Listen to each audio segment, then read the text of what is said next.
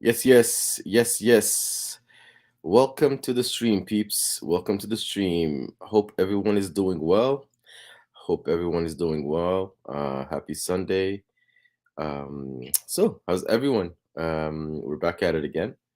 Um, what's the topic of the day? Well, the topic of the day is, as you can tell by the title, maybe I can tell you how I came to it, right? Instead of what the topic of the day, because you can all read. I came to it in several conversations, right? People telling me about how, hey, Sammy, welcome, welcome. People telling me how divine law, right, is not to be questioned. How divine law is it's where it's at, right? Hey, how are you? Wala shay sudo. Dementin sura the weather. As always, I'll paste the link here. You guys ever want to chit chat? Come on up. Come on up. Um, Let me just do this.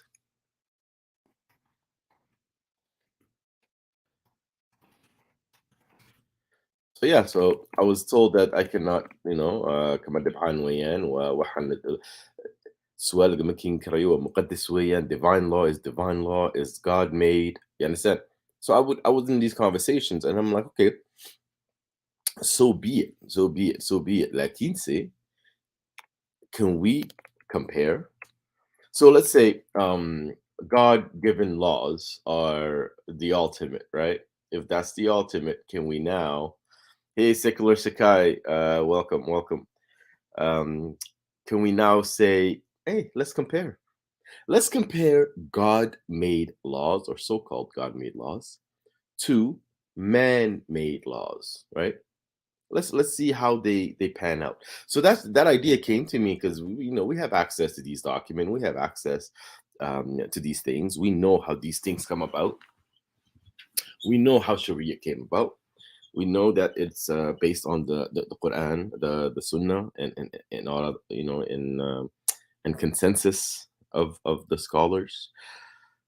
And that's the thing, right? And I don't know if you guys know about the United Nations Universal Declaration of Human Rights and how it came about.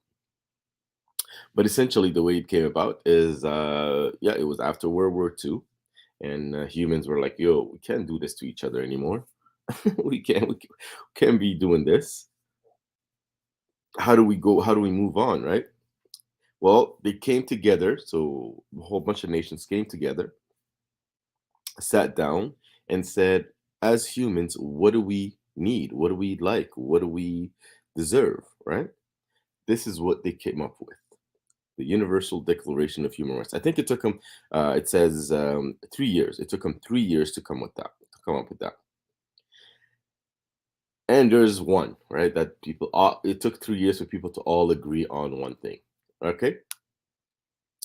Now, what does that declaration look like, and can we kind of compare it to what Sharia law is? So before that, I wanted to kind of, go above, just wanted to kind of give you a synopsis of these things that I'm telling you. So essentially, I wanted to start with I wanted to see the topics in Sharia law, and then I wanted to go to the articles of the uh, the UN Declaration of Human Rights and see how they compare. Um, what do you guys think? What do you guys think of these? This topic. I want to know how you guys are feeling. I want to know how everybody's doing. Actually, what you guys are up to. At the same time, I'm gonna start the stream with saying that I all I'm trying to do is actually put one thing, you know, beside the other thing, compare it, and see what comes out. Okay, so hold on, let me just try and do this. Give me 1 second, family. Give me 1 second.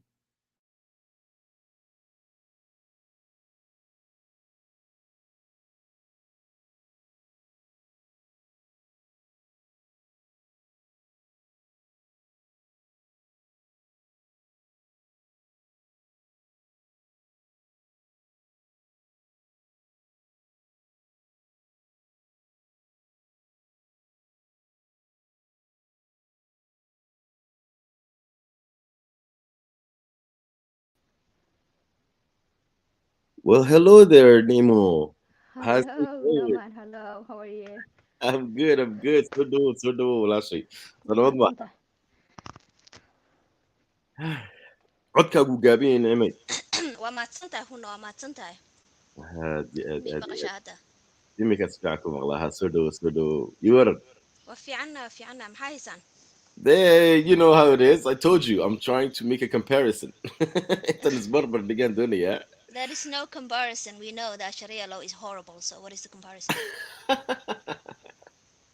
Oh my God. Okay, but we still have to compare them, Nicimo. Maha, dadku waa inay arkaan.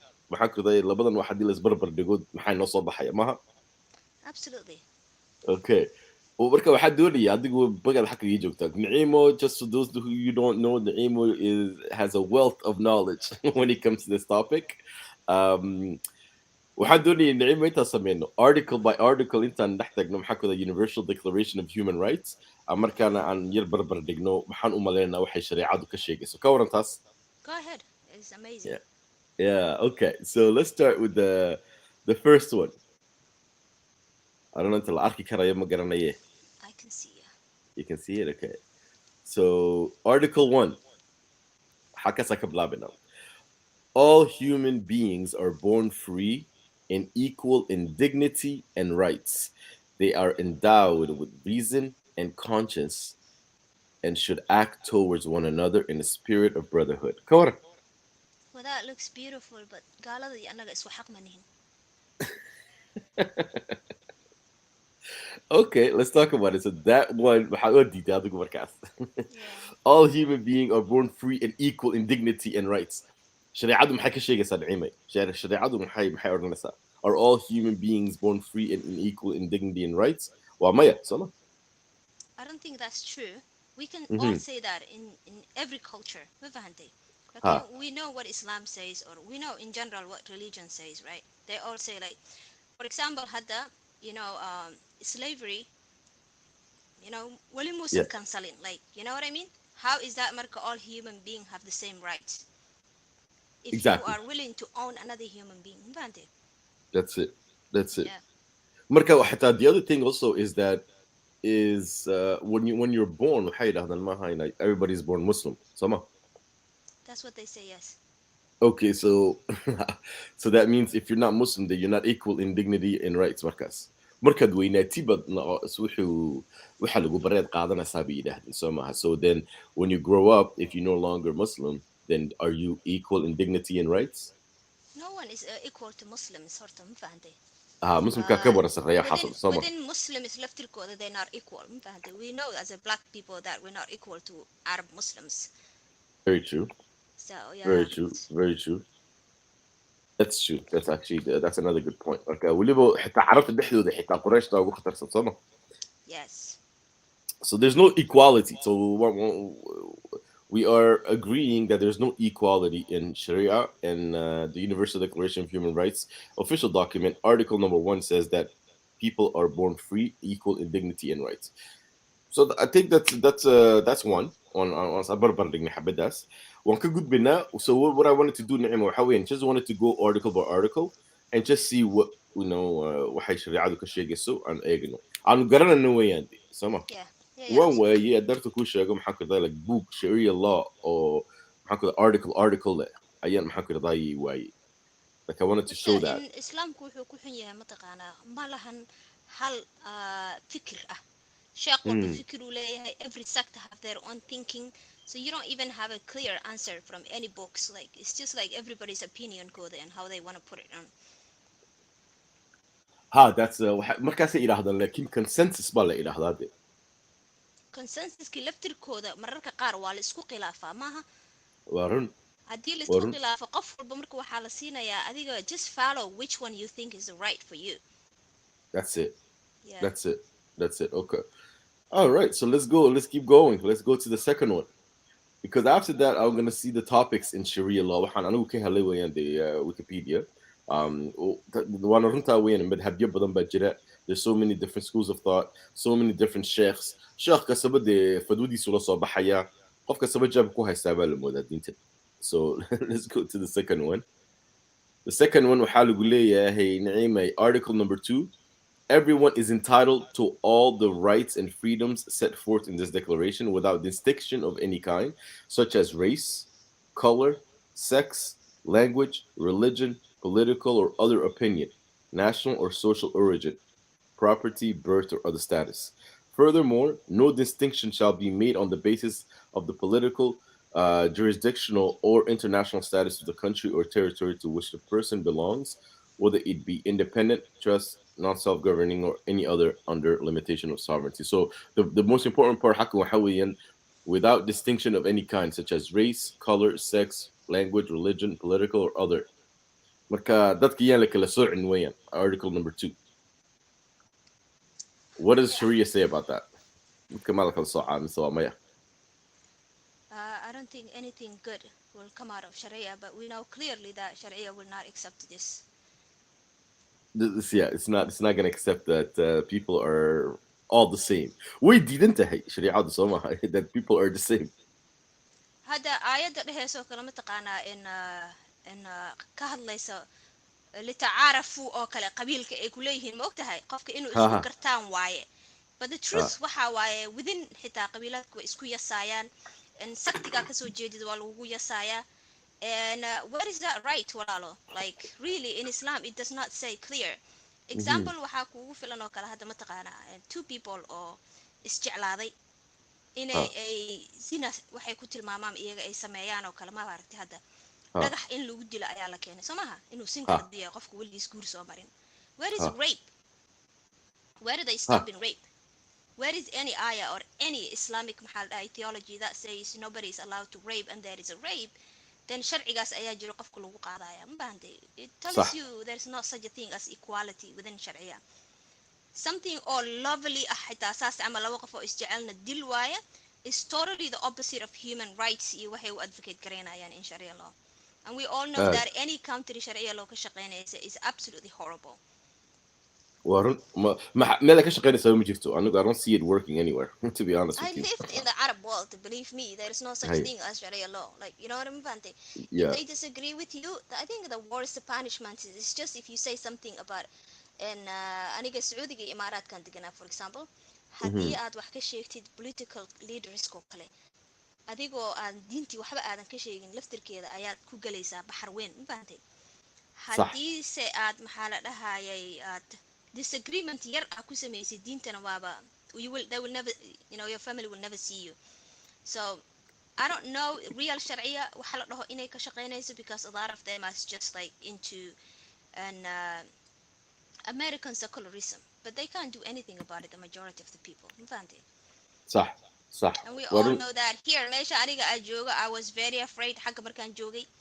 I couldn't do a lot of things. I couldn't voice my opinion. And but when I come here back home, I Mhm. was able to say whatever I want to. Mafante. That tells That's you it. matakana you can agree or disagree and be a society at the same time. And bulshadeena ba kababa daran ba. Marka maxay noogu talaa ismalanaysaa inaa dadkeenu maxay noogu talaa marka adnaa sharciyadan aan iska dayno. Waayo inaku lama soconaba de taas soo ma. Horta waxaan kuu sheegaa mataqaanaa layaab weyn ayaaba ka jiraba. For Hay. example, ani family memberskayga markaan u sheegay aan dhaho aniga diintiina ma aaminsani laakiin waxba Ha idinma qabo idinka waad isticmaali kartaan waa idinku caawinaa qofkii raba xitaa mataqaanaa to support them financially I'm still willing to do it.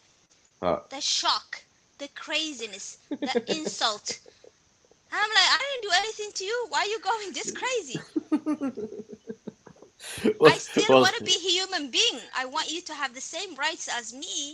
And we're yeah, talking about rights, right? I want you to yeah, follow. If somebody really tried to take your hijab away from you, I will fight for you. But you don't yeah. have to put one on me because I don't want to. Ha. Th- Where is that there's equality? something Marka it's ha like, you know, equality ma anaga jirto ha dhan a isku fikir ahano, isku ha dhaqan ahano, think the way aniga aan rabo inuu adiga u dhaqantid waaye. It's just like narcissistic ay wada yihiin kulligood, ma fahantay? صح.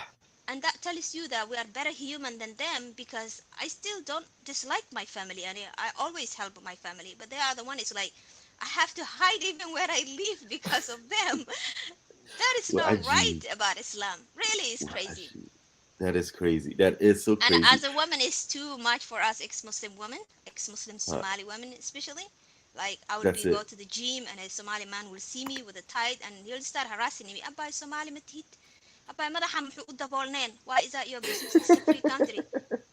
Adigu indha adaygaan la yaabanahay indha adayg Ha. qof inta u Abba tagtid futadaada qarso uu ku leeyahay wiil. Adi kuwa kale maxaa ka fiirinaya? Why do you want to check on mine? is this no, but it's the entitlement. The Is it? entitlement. What makes him think he can say that? What makes him think to qof kale intuu u tago uu maxaa ku dhahay waxaa sameeyo intuu ku yidhaahdo meel Waa bay ka fah timid waxan meel waa bay ka timid fahmi waxan karaa fiiri dee dhaqankeena yaa wuxuu iska yahay dadka. And I'm not sure, you know, I'm not that old. And yeah I don't know what used to happen back then. But yeah you know, dadkeenan dagaalka kusoo koray oo kale iyo qaxa iyo kale orodka. ha I mean, waxaa kusoo kornay the time where wadaadada ay soo kacayeen and they were bringing like our fathers and grandfathers, the way they were practicing Islam was jahiliyyah and this is the new Islam and all that shit. yeah So everybody have to think the way and shiiqi uu rabay camal oo communitygooda oo leaderka u ah. And if ha not, then waxaaba lagugu level gareynaa that person is like, you know, it's not real Muslim, why this and why that. And, you know, you either run away from the place or you just become one of them to be safe, right? that's it and it's a shame, it's a shame because that brings us to maxaa ku dhahay article number 3 what I saw maha everyone has the right to life, liberty, and security of person. That's So not we don't true. have that. Maanta I don't. Mm. marka la eego shariicada, it's not true at all. That's not something that we can honestly say it's actually okay. No one should, maxaa ku dhahay, everyone has the right to life, Everyone. Are we liberty, and talking security. about everyone in the entire world or everyone in Islam who is a follower of There you Dinta go. Islam? Like, you know what That's I a mean? good point. Because That's hadii a la good dhaho point. everyone, I mean, if I choose, like hadda aniga, right, I studied Hmm. and I did my best and I really did my best to follow, but I couldn't, right? And I Yeah. decided this is not for me without insulting anybody, without, and but I didn't want it to hide from my family, right? I said, Hmm. I don't want anything to do with this, right? Uh, Then xadiisyadii la iisoo diraya, you have no idea, la leeyahay like, you know, haddaa wadankan joogi laheyd, haddaa soomaaliya joogi laheyd waa lagu dili lahaa, and there is authentic hadith that says that. So where is the freedom of that? Ma fahante bo? mhm. Markaas anigu waxay iga daran waxa weeyaan nicmo head waxaa lagugu soo dirayaa waxaan in like in their head it's a good thing. Yeah. Wax wanaagsan bay moodayaan inta kusoo direen. Waa qof Horta kule waa ku and dilayaa. psychologically haddaa ka hadalno, dadka waa la Ha, soo cabsiiyey, brainwash earlier lagu soo sameeyey, mogtahay? sax, I sax. mean, early on, remember dugsiga markaa aadaynay qur-aanka, like you couldn't question anything, right? Wax walbo aad Absolutely. tiraadid waxaa lagu leeyahay in waxaa ha ka hadleen, waxaa dembi waaye, shirkiyaa gashay. Adiga dhan marka cabsi ayaa ku galayso. Dadkan marka ayna maqlaan anagoo kale hadda, dad Mm. Soomaali ah oo diin Islaam aaminsaneen. Hadda fiiriyaa ani diin kale xitaa ma aaminsaniya. Ha. Aniga horaan kuugu sheegay waa kud ka guur oo qanjo u guur, ma maqashay? Like diin ka tag oo diin kale aad. It's not for me. Ma fahantay? It's not for me either. Absolutely, So yes. yeah, waxaa lagu leeyahay gaalay noqotay intay ka baxday ay dadka leeyihiin soo maha. Marka there is no such a thing about or freedom of equality or freedom of everybody. We all know that hadda hargeyso kale waxaa waaye dhibka ka jira waa aragtay, iskuulka ka jira waa aragtay. Arbaso, ha. Dhibka lagu qasaayo because somebody have a different ideology. You know, Ajib. Muslims always come to Western and they want a masjid inay ka dhistaan and they want inay diintooda faafiyaan and nobody stops them. But you can't even talk about it. Xitaa qofku meesha ka dhiga hadduu jini kaniisad kasoo jeedo waa Mm. laga hor imanayaa. Where is that freedom? Ma fahantay? And it's not their fault. I know maxaa la dhahay within my family they never read or do anything to study the differences of the world. And it's Sax. just only like, you know, well, you have to be part of us or think the same or not. You're not part of us. So Waa cajiib weeyaan dadkii way maaha haddaad qasan fiirsatid. yihiin. Dadka Ha. wadaadada ah laftirkooda waa tuugo sababtoo ah masaajidadan lacagay ka aruursadaan. Dadkan waxay rabaan qufulka ay ku haystaan inay ku hayaanaysan fura uga furin. Because hadday Absolutely. fikrado kala duwan ay siiyaan, xitaa fiiri dadkeena Soomaaliyeed hadda 73 different sects within Islam ka jiro looma sharaxo. I didn't know that until I left Islam. Ma Indhaha ku fahantay? kala furmaya marka baxdina Ha. ha waa runta ha. Because qofka markuu research sameeyo markii ani la yidhaho firqa hebel ayaa jirto wax aniga Mm. ahaan nimca ahaan aan jeclaan lahaa inaan sameeyo haddaan fikradaas ka helo, I will go to them. I'll follow that sect because it allows me to be what I want, right? But I Mhm. will still remain Muslim oo kale. May laguma ogolo. Fikrooyinka laftirkooda waxay leeyihiin kanti saxda ma ahan, which one is the right one marka, you know, there is almost, I think, like 4,200 religion in the world, and each one Yes. of them is their own ways to go to heaven. I'm like, honestly, I don't need this heaven. It's a horrible. You have to go through so many ways to get into it. cajiib. Anigu honestly waxaan ku raday markaan uu fiirsado imakayna waxaan ka dhacay iskoolka Hargeysa Arbaaso la yidhahdaa. Ciyaal nacam dee education khatara la siinay, education Yeah. fiican baa ayaa la siinayay. Absolutely. Markaasay dadkii soo mudaharaadeen ay leeyihiin gaalaa ka dambaysa waxaan ciyaalkiiba ayaa laga gaalaysiinayaa. The same people are gonna take their kids oo qurbaha geyn doona. Remember Say that that's sheikh for in them to I go. think that sheikh in Canada who said maxaa la dhahaa caruurtii masjidada iyo waxa ku jirta ayaa gaalowday badanaa. Saciid I mean, Raagi, Saciid Raagi, I'm yes. part of it. Masjida liigu soo koriyay aniga, but you know about my family, but the thing Uh, is, I think yes. aqoonta ayay ka baqayaan, sababtoo Waa ah run. qofka markuu aqoon leeyahay waxa waaye waxyaabo badan u furfurmaayo. He will know maxaa la dhahayay waxa ay loo sheegaya inuu examine ku sameeyo way ogyihiin, and they don't want it that for our communities. Unfortunate Somali inay saa u baxday, but I feel sorry for them, really. Me too. Maxaa kale ila soo dhaweynaa Nicima Zuliwed soo dhawow saaxiib. Sulawad soo dhawo walaalo. In mana maqlaysaa? You hear us, bro? Yes, I can hear you. Is my voice okay? Yes, yes, we can hear you. We can hear you. All right, all right. So, nagu soo biirso saaxiib. What are your thoughts adigu? Haddii is barbar dhigno maxaa ku dhahdaa human rights, declaration of human rights iyo maxaa ku dhahdaa Sharia law. Sidee kula tahay adiga Zuliwed saaxiib? What I think is that I don't think Islam knows it. Wait, sorry, I'm hearing echoes on me. Is that okay if I fix my audio for a bit? Just give me a moment.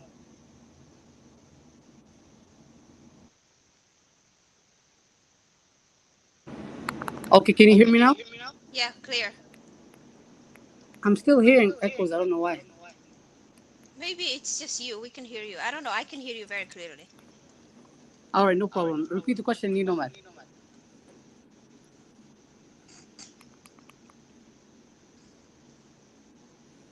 Are you there? Hey, Nomad, can you hear him? I can hear him. I can hear him. Nicima adigu, do you have YouTube on? No, I don't have any YouTube on. Okay, because I'm hearing an echo. So okay, so you know what we're gonna do, Nicima? Just go on mute. It's like a halidona. Marka, I don't hear an echo marka, when I go on mute as well. So, Imika, how about now, Zuliwed? Yes, I think it's all right now. Okay, Yeah. hey, go for it. Yeah, I don't think following Islam or following Sharia, like, it does not lessen your human rights. There's nothing in Hey. Islam that says or goes against humans, or some of the rights that, like. Okay, so let's just start right there. Waxaan Yeah. noogu timid in article number 3. Everyone has the right to life, liberty, and security of person. To you, Sharia law is okay with that. So, Well, absolutely. If you follow the law of where you live, if someone is like breaking like laws or being a criminal, he does not deserve that. But it's different of what you consider a criminal in here and what you would consider a criminal in a place where Sharia law is like. okay, but no one is talking about criminals here. It just says everyone has the right to life, liberty, and security of person. Maha criminals, lama sheego. Just as a standard Yes, baa laga hadlaya. yes, it does. Yeah, Okay, yeah. marka adigu, you don't think Sharia law is opposed to that at all. So, It is not. okay, hey, let's go to the article number 4. No, article number 4 says, no one shall be held in slavery or servitude. Slavery and the slave trade shall be prohibited in all their forms. Do you think that is aligned with Sharia law or no? Okay, look. Right now, you're a free person and I'm a free person. So no one can make you their slaves. But in a society where that is like, what was it? Where it is practiced in pre-Islamic era, that was practiced, and Islam didn't come to introduce slavery. It came to, what was it? Free the people. So yes, I do believe that no one should be held in slavery or servitude. You don't think that in Sharia there's laws specifically for slaves in Zuluid. Yeah, if there is, tell me. Because Okay. Nim'a, you want to chime in? Wala? Mute ka صباح. And then we know when Nim'a is off mute, we go on mute. Okay, Zuluid. okay, got it.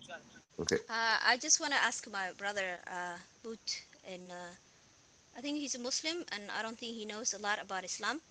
And slavery in Islam is still is advocated, is allowed, is authentic within Sahih al-Muslim and Bukhari and everything you can find it.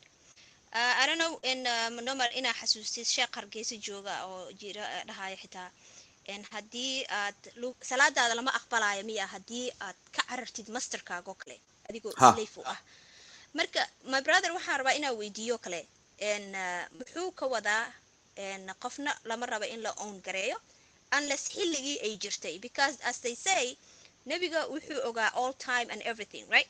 The Quran talks about everything and the Quran is supposed to predict wixii dhici doona xitaa. How come this prophet didn't know slavery inay xun tahay? There is a time this day that we will be criticizing about his actions. Okay, let Exactly. me tell you this. You're saying like wait, can you go on mute please? Okay, so is there anywhere in the Quran that you see that talks about slavery?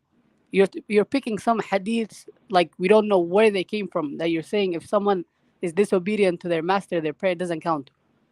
In the Quran it Zuluid, says that, have you read the Quran in Zuluid? not all of it, but I have read it, yes. Okay. But you tell me if you have read it. Is there anywhere in the Quran that talks about slavery? And if the slave does not obey or disobey the master, his prayer won't count. Show me that in the Quran. Okay, I'm gonna pull out an ayah. Give me 1 second, please. وعادي وين واصلا برنا واحد سو ما تفهمي marka slavery haddii laga hadlo waa soo maha. It says in it says basically, okay, Quran 24:32 addicted. Quran Surah 24 ayah 32 addicted. It says, and marry those among you who are single and those who are fit among your male slaves and your female slaves. Does that not specifically talk about slaves? The question I was asking is, the sister said that she picked a hadith, or I don't know where it came from. She said if a slave disobeys his master, his prayer won't count. So I was asking her the question, where in the Quran does it say that? Did you not hear that Nomad just give you an ayah in the Quran? If you But are that is not that believing, let's say that hadith is not come from Allah, right? The Quran came from God, right? If you don't believe in a hadith and you are Quranist or whatever, why I'm don't you not. accept the ayah, Marka? No. Adam Kuidine. Mhm. The question, can you like we can move on, but just answer me. Is there anywhere in the Quran that says if you do not obey your, what was it, master, your prayer is not counted? Because you made that claim, so I want to talk about that. I don't think I said that was from Quran. I said there is a hadith. So is that is the look, Are you hadith? saying Look, that you look, don't look, not look. a believer of hadith? No, no, look. I believe in hadith, but if it goes against the Quran, I You don't discredit that believe it. hadith.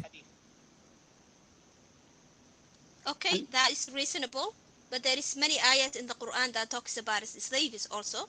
You can check on Quran ayah 2:178. Uh, let me see. I'll read it. O ye Yeah. who believe, retaliation is prescribed for you in the matter of the murder, the free man for the free man, and the slave for the slave, and the female for the female. That's Quran 2 178. so what is the question you're asking in regards to that? Because adiga hadda waxaa lagu weydiiyey human rights horta ka hadloona anaga adiga don't change the subject ma fahantuno human rights maadaama laga hadlayo adiga you are a Muslim and you said Islamka ma ogola slavery today and you don't believe in maxaa la dhahaa slavery yourself, but the prophet did not stop that. Because in that society it was practiced. So in regards to like regulating it, of course Islam will bring a rule to that. But right now But in this it's society, in a free society where everyone is free, no one is telling you to make someone your slave. Where does Okay. that say in Islam today that stops people not to follow the rules of Nabiga ka tagay marka? Okay, where in Islam does it say to make a free person your slave? Show me. But it's part of the Okay. maxaa la dhahaa dhaqankii. Maybe waan kasii gudbi maya doonaa waxbaa ka because gudbin nomar. I just want to ask you this hay brother. Horta qofna waa nebi oo waxaa la yidhi wix kastoo imanaya iyo wax kastoo dhacay iyo wixii dhan uu nooga sheekeeyey maaha. maadaama uu yahay qofkan aan laa macsuumba uu yahayba, how come he did not know there is a day like today oo imanayso ummadda ay free ay tahay uusan u sheegin don't do that. Again, look. Just like he didn't say ha garaacin haweenkaaga aa qabtidoo kale. And there is no domestic violence. Do you believe in domestic violence? Why would I believe in that? See, and there is the ayah. Are you going to ignore that ayah also that says wadribuhunna? No, it is the way you interpret it. The ayah does not tell you to beat But your it's woman. typical, isn't it? It's typical. maybe we're used to this and it's fine. caday ii soo qaada waayahay garaac maxaa caday igu soo qaadanaysaa marka hore? How do you look and it's one tap? What is that going to do to you? Why would you do that, such a thing? That's more inhumane than anything else. That's actually a very dehumanizing, actually. Bohol is fine. So do. If anything, Islam protects your dignity and your honor. If anything, Islam disrespects this woman. If anything, Islam is horrible to this society. If anything, Islam is destroying Somali culture. 100%. Maizuli wedo saaxiibheede waxaan anigu arkayaa inta aqoondara ku yar hayso walaalkay, because there's a lot of things in the Quran and the Hadith that are said that we have the goal of this stream is to actually compare maxaa ku idhahdaye Sharia law iyo human rights ay dad sameeyeen waxay dad sameeyeen iyo wax la leeyahay ilaahay ba ay ka timid intaan isbarbar dhigaan doonaya. And right now bro, so far I'm on article number 4 and Sharia is not winning this. So clearly human thing is way better than Allah thing, which Allah is human himself. This is ego because at the same time they're trying to put the Sharia and fitting it into human rights when we know that there is no human rights in the Sharia law. Yeah, marka waxaan doonay intaan soo dhaweeyo nacimayna Bohol is fine. Soo dhawo saaxiib. Welcome Bohol. What dhawahay mal fiican yahay. How's everybody, man? Everybody's good, man. How you doing? I'm doing good. Meeshaan waxaan u imid 2-2 inaan ka dhigo meesha 2-1 ka socoto ma garata. Yeah. Yeah, right. I don't know how ka socotid, but ka waran adigu, what do you think of the subject of the day, man? And actually sorry, continue. Horta maanta mawduuca waa maxaa tiri Sharia iyo human rights matter. Yeah? Okay, marka waxaan rabtaa inaan guda galo soo ma? Absolutely. Horta laba waxa isku dayaysiin apples iyo pears ina macnaha comparison aad ku samaysiin, okay? Horta diinta Islaamka waxay ku dhisan tahay diin bay ku dhisan tahay, okay? meesha idin marka ka hadlaysin human rights waxa laga hadlaa waa humanism, waxa weeyaan an approach dhikano to life based on reason somehow recognizing moral values which are properly founded mafahanta on human nature waxyaaba noocaas. Marka diinta islaamku dadku waxay u kala bixisaa daarul islaam iyo daarul kufr ayay taqaanaa. waa daarul islaam meesha islaamka uu ka taliyo iyo meesha islaamka ka talin. Two choices there were in a real Islam that had inaad dhageysatin awada. waa daarul islaam iyo daarul kufr, place of kufr and place of Islam. Okay, haddii laga hadlo marka place of Islam, dadka waxaa loogu kala discriminate garayaa based on religion. waayo qofkii oo masiixiga ama qofka oo yahuudiga ama dadkii u yaqaanaan ahli kitaab soo maaha inay dhiibaan jizya soo maaha bahal oo u yaqaanaan baada la bixiya. baada macnaa baad la-aan meeshaan wax protection lagu siinaya ma jirto ma karta. horta within shariica naftigeeda muslimiinta dhexdooda xataa niyahow discriminationka waxa weeyaan based on class, based on color, waxa weeye based on sex. wartiin ayad baa jirta dhehayso dhegeysta ayadan ya ayadda waxay leedahay alxuru bilxuri walcabdu bilcabdi waluntha biluntha. dhegeysiya macnaha marka laga hadlaa qisaaska ama dagaalada waxaa loo kala baxshaa dadka alxuru bilxuri waa all free males First category. Second category, al-abdu bil-abdi were all slaves. And the third and the last category, what garanaysiin, al-untha bil-untha waa dumarka. So saasba kow iyo labo iyo saddex ayaa loo kala qaybiyaa. Marka horta ninkan oranayo diinta islaamka macnaha muxuu yiri slavery wax ma qabataa. Ninkii muxuu ahaa Zuli wad mudahay. Niyahow horta markii oo islaamku uu duulayo dadkan jizyada markay dhiibi waayaan maxaa ku dhacayo?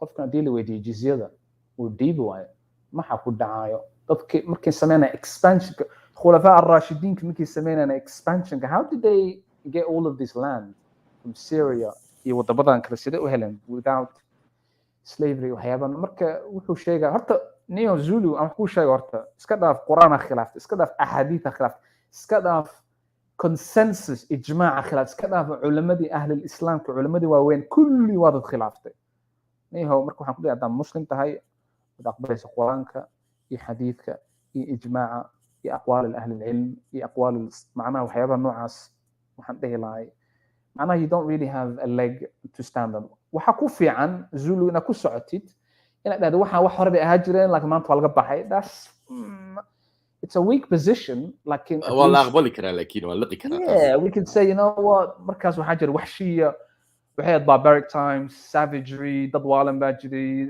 gacan ku dhiigle media la watay we can accept that laakiin ina dhahdo ma jirin Isn't that what I said? no you didn't what okay let me recall and I'll tell you what I said. I said in a society where that is practiced Islam came down to regulate it, but right now in a society where everyone is free you have no right to make someone your slave. Zulu. So why did Islam forbid adoption? Who did adoption? Why did it not regulate adoption? It forbid adoption. It didn't forbid adoption. Let me tell you. Okay, it didn't forbid adoption. What Zulu, it just took it of it that but you can adopt someone. You can take care of them. You just can't take your last name.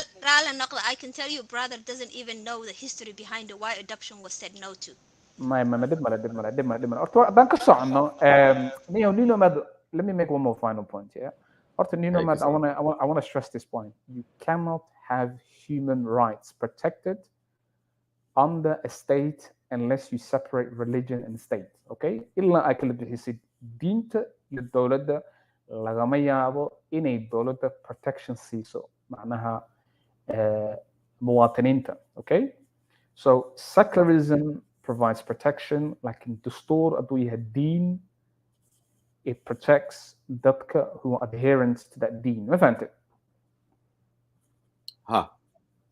marka waxaan soconay walaalkeen yu isku dayin yu khilaafin kitaabka yu khilaafin ahadiith yu khilaafin aqwaal ahli ilm yu khilaafin culimada hatta taariikhda diinta islaamka dhan ma ka kacmiya meesha ma laga bixina wax badan buu saaxiibkeen Zuli wad oo kiray Zulu waxna weydiin sidee ku dhacday why itus ayada itus xadiidka itus aqwaal ahli ilm waa lagu tusi karaa laakiin waxa ka soo horjeesan ko wax baro kadib waxaad dhahdaa walaalayaalo please itusa intaana doodin waxa ogaa ko intaas uga bixi lahaa maadsanid buu hol saaxiib maadsanid marka waan ku sii soconaynaa waxaan imika doonayaa intaan u sii gudbo maxaan ku leeyahay the next article which is article number 5 of the Universal Declaration of Human Rights says no one shall be subject to torture or to cruel, inhumane, or degrading treatment of punishment. No one shall be subjected to torture or to cruel, inhumane, or degrading treatment of punishment. In Zulu weather, I think I see tosa ku weydiin walaalkay. Diintu maxay ka qabtaa qofka adultery sameeya sidee ba maxaa ku dhacaya? Okay, are you talking about an innocent person? I'm sorry? Are you talking about an innocent person? maxaa ku weydiinahay kabaqi shariicadu heede maxay qabtaa qof wax haday no this person is not innocent waxbay xadeen maxay shariicadu maxay qabtaa inta lagu sameeyo waxbuu haday waa la wada arkay waa tuug oh okay there's witnesses and he's like a thief straight up you do know that the Sharia says he has his hand has to be cut in. Do you think that is cruel, inhumane, or degrading treatment or punishment? No, because they will divert other people from not doing that same thing. Okay. Thank you, Zuliwed. Nimro, what do you want to say about that, Walashik? So honestly, Really? Why? Firi. Gacantaa laga goynayaa dacba qofka waad xaday. yaabatay waad yaabtay Maya qof dhan oo wax xadaa gacanta laga gooy, for example, hadda qofkan bilaadanka horta qalad uu samayn karaa soo maaha. maxaa u diiday qofka in xabsi lagu xiro, waxaan muddo xitaa 3 month 1 year xitaa xir hadaa rabtid qaladkiisa yaa kasoo noqdo. wixii waxaa lagu xukumi karaa xitaa inuu dib u bixiyo uu dadkii uu ka xaday. maxaa keenaya qof dhan oo bilaadan in gacanta laga gooyo? First, you said, let's say the person has many witnesses. Someone can steal and there's no witnesses, no one can hold them to accountability. Even with witnesses, brother, what is wrong with you? Why would you cut somebody's hand with witnesses xitaa when you can give them maxaa dhahay xukun kale oo ah xitaa xabsi or anything else? Because that is not from me, that is from the Sharia of Allah, and I'm pleased with it. I See, accept that's it. why Sharia is There you horrible. go. No, that is, you say that, right? And you believe that. So who's holding you to go against it? You believe that, go and take your belief that you took it from that. But for me, I am pleased with it. But that tells you that you're supporting a horrible belief, or no? Look, that's what you think. But for me, I It's do not not what think that. it's not what I think. We're talking about human rights, and we're talking about all human rights. Even if somebody kills somebody, mataqaana waxaa la dhahaa guilty until proven. Haddii qofkan lagu proof gareeyo fiiriya, wuxuu la leeyahay, let's say somebody come to your house and wuxuu kaa xaday oo kale gaarigaaga oo kale, ama gurigaaga wax ku dhex yaalay oo xaday, wixii waa ka soo ceshan kartaa. in dawlada wadanka uu leeyahay xukun ayaa ku qaban kartaa, laakiin gacanta in laga jaro qofka waxa waay inhumane waayo waxaaseeto kale. adiga bal isweydiin zuli wedo saaxib adda shariicada been naga dhig wax kasta meel naga dhig adiga qof shakhsi ahaan how do you look at that? How do you see that? Someone stole something, you cut off their head. No man, How do you see that? he's not allowed to think his own when it comes to Sharia. He have to follow only Sharia.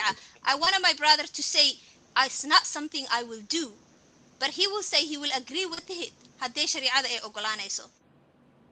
Yes, I agree with everything that the Sharia agrees with. Then you are, and the Sharia are horrible humans. That is your thought. And you are free to think. I'm not holding you from holding that view. You can't hold me walala, because I know that as long as you believe that, and as long as that you are okay with that, you are horrible. That is And your good for you. Sharia. Yeah? Okay, Thank okay, you. okay. So egg in Zulu wedo waxaan eegnaa imika head as barbar dhigayna saaxib Sharia law your human rights wax adigu aad leedahay in ilaahay bay ka timid iyo wax ka imid maxaan ku raday dad bin aadan ayaan is barbar dhigaynaa Zulu wedo. So this is the whole point of the stream in Zulu wedo. Marka anigu waxaan doonayaa weydiisaa isaga maxaa la wanaagsan suu wax u arkaa weydii bal. I think I'm going to lose my shit if I ask him on. don't lose your shit no let's joke. Yeah, no Zulu wedo walaalkay waxaan doontaa ku weydiiyo adigu bal isku yar noqo ma wax wanaagsan bay kula tahay intaad qof ka in gacanta ka goysid for stealing. Look, there is regulations. If there is witnesses and this person has to, and it's not only, let's say someone steals a bread from you. Do you think that is, what was it? I do not agree with that. Okay, No, so and Islam does not say that. Hey, Someone steals one loaf of bread of you and you cut his hand, that's not how it works. It was actually because somebody stole maxaa la dhahay egg during the Nabiga. That's why it started cutting. So now egg is okay. Okay, bread is not okay. Damn it. ما تقرنس حكي كتمي دينا محكو ذاي إن شرعي قاس حاول كيم تقرنس زولي وادو واي أدد قرني سيده هذا النبي محكو سورة ده وحيقول سود دقين like in a span of 23 years سما حلقة راتمي ورا إيمان مركا بقولنا محكو ذاي حكم كسبب it came out because of something that happened سما history ما تقرنس مركا ولا okay. If you know that history وسيد نعيم كل شيء جسوا شرعنا سو حاله قفك قعدت اللي جوجي bad بو حدا ممكن بو حدا أدوك إنكم حدا ده أدوك قف إن فرق أحد قعدت كجوين تا I disagree with that بالله ده مركا you have to understand well okay وحن it's not a solid foundation that you're on right now. هاي هل واحد بس نيشيجي all of you guys your problem is not against me. Look, today there is no messenger. Muhammad sallallahu alaihi wasallam is not here. There is only one messenger, and that is the Quran. So you have the absolute right to investigate it from top to bottom and make your decision. You believe or not believe. That is your right. So today, if you have anything to dispute against the Quran, because that is the only messenger here today in front of you. It's not just the Quran, it's the Quran, it's the Sunnah of the Prophet, it's the Hadith, and it's the consensus of the Ijma. Do you understand that's how laws are made in Islam? Yes, I do agree with that. But if you bring me, but if you bring me a hadith that goes against what the Quran says, I do not believe that hadith. Even if it's sahih. Even if it's sahih, yes. If it goes against the Quran. Okay, yeah, no, maybe Buhol, go ahead, Sahib. Yeah, Zulu word, you should start your own party مثلا دين عصب بالله دين and حديث صحيح قبل وحاس وحس عام ما حديثك الصحيح هو الصح الكتاب بعد كتاب الله اللي هو بوق والصحسن after كتاب الله وبخاري. So you can't just make it up on the spot. دين الإسلام waxay leedahay قوانين bay leedahay laws waxay leedahay نظام waxay leedahay إجماع waxay leedahay قياس waxyaabo badan baa jira. You can't just make it up on the spot. Marka haddaan ku socdo arrinta oo torture kama tiri. Was it torture? Yeah. Mase cutting off the hand. Horta xadiid baa meesha aan soo dhigay oo laga hadlayo xataa a rope ama an egg. xadiid badan baa ku soo arooray. Kow. Labo, horta buugga la yidhaahdo Ibn Isxaaq waxa weeyaan waa kitaabkii ugu horeysay oo siirada nebiga laga qoray. Waxaa jirta qiso I don't know inaan meeshan soo saari doono qiso uu nebiga laga wariyey macnaha inuu sameeyo wax la yiraahdo torture. Okay, torture way ku jirtaa kutubta oo taariikhda marka it's not even something oo laga murmi karo. Okay, so if I go back to the article, what was the article? No one shall be subjected to torture or to cruel, inhumane or degrading treatment or punishment. Okay, haddii diinta islaamka waxay qabtaa haddii qofka looga baahdo macluumaad in la samay karo torture ma aha wax oo ka baxsan sidaan ku aragnay buuggii taariikhdii oo Ibn Isxaaq inhumane or degrading treatment or punishment. I mean maxaa ka xun qofka in la yiraahdo kaafir, maxaa ka xun qofka in lagu dilo diintiisa, maxaa ka xun qofka in okay, I can bring you a verse, new nomad, a verse oranayo those who fight against Allah and His Messenger in whatever way they decide, that they should be crucified and their hands and feet should be cut off at opposite points. Marka, the idea of cutting hands and feet opposite points, crucifying people, ma aha wax hataa hadith hataa ma tasoo Quran, ayad Quran taas hataa. So marka dadkana they leeyihiin markaas xabsi ma jirin ama ma jirin a penal system. حتى لكن دينة الإسلام كقرب وكعضي وحاليا ش penal system. You know, I think we can accept the argument. Like in Islam كي وقت جاس. No, I don't think إنه واحد شقينا سو. قفك أقول ما له حاس. Absolutely not. وحال دوني إن أبوه الله صاحب أنت سود وينو إن Old Peter. Welcome to the stream. Can you talk, please? Just so I can hear you. I don't know. Can you get? I can't hear you in Old Peter. Okay, try jumping out and jumping back in because I cannot hear your voice if you're speaking. Okay, so about the torture or absolutely, okay, absolutely, so it's a well-known story. Yeah, it's a very well-known story. Marka anusi socono waayo no matter brother oo muslimka ah haduu raba xitaa in xadiiska waxa way sahih al-Bukhari in 6799 book 86 hadith 28 ayuu ka raadsan karaa. I just want to remind him hadii uu maxal dhahay quraanka uu inuu aamino ay tahay inuu rasuulkiisana adeeca inay tahay, so he can't just pick and choose. laakiin idinka waxaad ku khaldantii waxaa ka dhici karto that his morality could be better. That's why he's rejecting. Of course. That's exactly why. I agree with him, Walalo. I think Muslims are way better than Islam to begin with. Marka tu iska inkirayo waa mahadsan yahay and he's welcome. Absolutely. But let's try and welcome Old Peter. Old Peter, can you speak now? Yeah, can you hear me? Yeah, I can hear you. I can hear you. You guys can hear him, right? So do Sahib. I just came in to tell this guy because he's just being around the bush. It's kind of getting annoying. what is your opinion of people who leave Islam? Should they be killed? That's for Zulu, and yeah. Yeah, Sulu. And also, can you marry children? Yes or no? Instead of doing this small question, he's just playing around the bush. It's a waste of time. If he Yeah, believes in no this. patience. Yeah, Peter. No, he's my brother. He's Somali brother, but he's Yeah. great dumb. English is not my first language, but it's kind of hard to listen to somebody who's just pretending, you know? Just be straight. Say, yes, I believe you should be killed in Somalia. I believe you can marry children. Then you can just end the discussion. But if he's like, nah, I don't know this, that, then he's not a Muslim. Sorry for Zulu being with rude. good جوابك ارتاح. No, it's all good. I think Okay, it's a the fair first question. question he asked was, like, can you kill someone who leaves Islam, right? Yeah, in Somalia. Okay, let me. Hammer. Yeah, I'm gonna give my reason, and you'll listen it No, because no, you no, just no reason. No reason. Just say yes or no.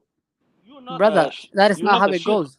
You have to give me the chance to speak. Okay, speak, Wallah.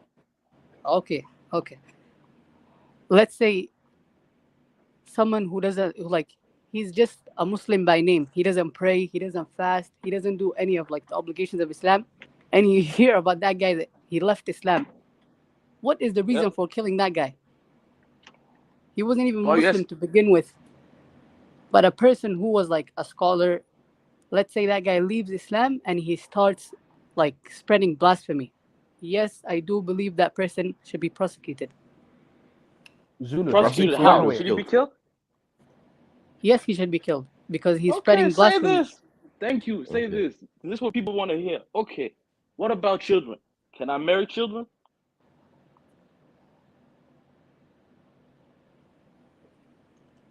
No, I don't think I can answer that question because you can ask someone who's like higher than me. I can give you a surah. What you mean? You can go Google, find a surah. I can give you tafsir also. Okay, go ahead. No, You want Zulu, surah and please tafsir? explain. 1 sec. Let him explain. What do you mean by somebody higher, and why can't you explain? And what? سؤال toos buu ku weydiiyey wuxuu kule ilmaha ma la guursan karaa ilmaha 6 jirka ilmaha 4 jirka ilmaha 3 jirka miyaa la guursan karaa? If you say no dhib male, if you say yes dhib male, labada there's no problem. qof macnaha meeshan kugu qabsas wad wada sheekeysanayna, there's no real dagaal meeshan kama jiro iyo dood. Okay, so whatever you believe, adiga be comfortable and say it. Okay, let's say the daughter has a father, right? And she has uncles, she has relatives. Let's say the girl reached the age of puberty. They have they talk with the other guy who's wanting to marry. And at the end, the girl has to agree. And the parents have to agree. And they have to check the guy, how he is. They can't just let anyone marry their daughter. So that is up to their parents, and they're given the right to do so in Islam. I just want to ask, brother, what if she says no? Because this is triggering me. I'm a victim of child marriage. Then you should blame your culture or anything. That is not blaming No, Islam. Islam supports that one either. My silence was the okay for my father. Silence was consent, essentially. What do you mean silence was the consent? For her? Sorry, I'm being rude. Yeah, we hear you. We hear you, oh Peter. I have surah for you. 65 verse 4. Read it out, oh Peter. Because if I go out the app, if I go out the internet, I'll get okay. chat. I'm on no my problem. phone. That's why. No. Pull it up. What's the number? 65 4. Okay, give me 1 second. I don't even believe in this. I left this when I was like 17, but it's crazy. Somebody thinks like this. Maya, while you guys are pulling this up, Niho Zulu, horta soo dhawaaw. Hadday waxaa tiri qofka, if we go back to the apostasy thing, waxaa tiri qofka inuu noqdo waa caalim, scholar, laakiin waxaas ma adiga ku daraysid mise xadiidka le? Xadiidku wuxuu leeyahay man badala diinahu faqtuluuh, ninkii bedelo, qofkii bedelo. Qofkii sidee ugu bedelay adiga qof caalim ama sidee wax ugu daraya? Ma fahmin arintaas. Qofka bedele dil. Again, you brought that hadith. Is there anywhere in the Quran that says that same exact quote that you gave me? Is there anywhere that it says in the Quran? Okay, Zulu, adiga ma tukataa? Zulu, meeqa salaada tukataa Zulu? aniga 5 salaad. shan sano intay ka keentay marka? Look, there's difference. This was passed on by the practice of Muhammad. It wasn't passed on by just How saying. how do you know this was passed on by the Prophet Muhammad? How do you know that? Because there's no scholars, all of them agree on it. But you will فمن see that بدل hadith that you're دينه saying, there are scholars that dispute about it. That is why Oh. I know. ما But there is no حد- scholar that ما that حديثي disagrees with the صحيح five. حنقول البخاري ayaa la isku qabsaday فمن بدل دينه فاقتلوه ما la isku qabsaa ninkii diintiisa bedel niyo su'aal kale aan ku weydiiyaa lacala adiga waxaa tiri qofkani wuu gaaloobay soo waa la dilaa okay ka waran qof Kristaan hadduu diinta islaamka soo galo xadiidkaas ma qabaha in la dilo sax miya qof Kristaan hadduu diinta islaamka soo galo Kristaanka ma ka daba ordi karaan ma dhihi karaan fama bedel diinu faqtulu anagana ku dilaynaa sax ma kula tahay That I have no knowledge of. It's not about knowledge. waxaa lagu weydiinayaa walaal aqliga ka shaqaysii baa lagu weydiinayaa suuraddii uu Old Peter noo sheegayena waa so I pull it up 65:4 ayad tiri somaha Old Peter and it says as for your women past the age of menstruation in case you do not know their waiting period is 3 months and those who have not menstruated as well. As for those who are pregnant, their waiting period ends with delivery, and whoever is mindful of Allah, He will make their matters easy. I like how it always ends up with things like that. Well, justice was his honor. But yeah, so essentially, those who have not menstruated, like children that have not gained their menses. That's what we're talking about. Can I give a good analogy? Can I give a good analogy? Go for it. Go for it. I'm going to give you guys a fantastic analogy. Have you guys seen somebody who leaves the mafia? What happens to them? Or somebody who leaves a gang, you know what happens to them? Blood in, blood out, man. You can't blood leave. in, blood out. That's what's up. Yeah, I've used that analogy before.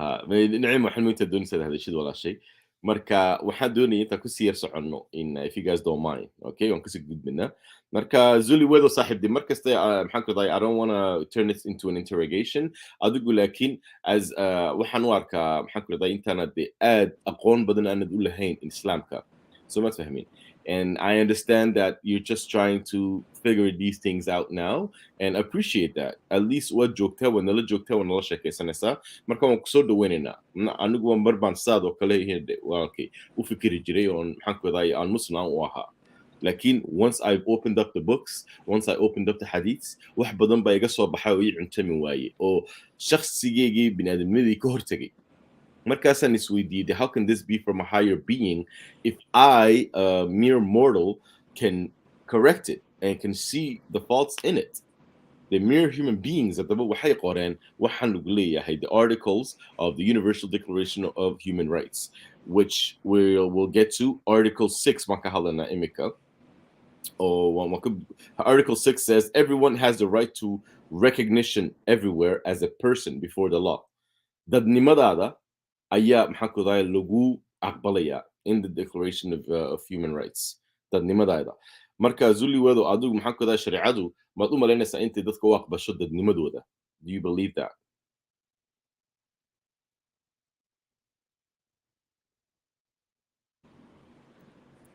Again, I just want to clarify. Hey. All the questions that you're asking me, mm-hmm. It is not like if I do give my, everything that the Quran says about it, I do agree with the same thing that it says. Okay. So okay. Whatever you think that question, if you ask the Quran and you search through it, whatever answers it gives you, I agree with that. Okay, well, it's kind of hard because you haven't read the whole Quran. So, in your regular day-to-day life. That is why I am staying away from answering that because I haven't. That is why I'm staying away from it. But once I get to know that in the Quran, then yes.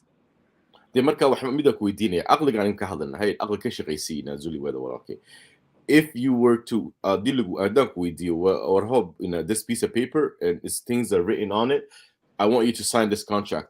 Would you sign it? Would you sign a contract without reading it, Zuliwet? No, I wouldn't. Okay, so why are you doing that with the Quran? Because you're telling me on one hand I did- didn't read all of it, and the other hand you're telling me I agree with everything in it. Marka isma qabanayso labada wax, isma qabanayaan. it's different. The way I see it is this contract that you're saying it is from human, but this Quran is from God, and I do believe Okay. that. Okay. Okay, I'll ask you one question. I'll ask you one Sulu. question. Can I ask you one question, Nomad? Sure, go ahead. Marka, old Peter, I think you want to talk after that. You read Surah to Ikhlas, right? Yeah. So every verse it describes like Allah, so who Allah is and everything. So in that Quran, before you said you believe in a higher power.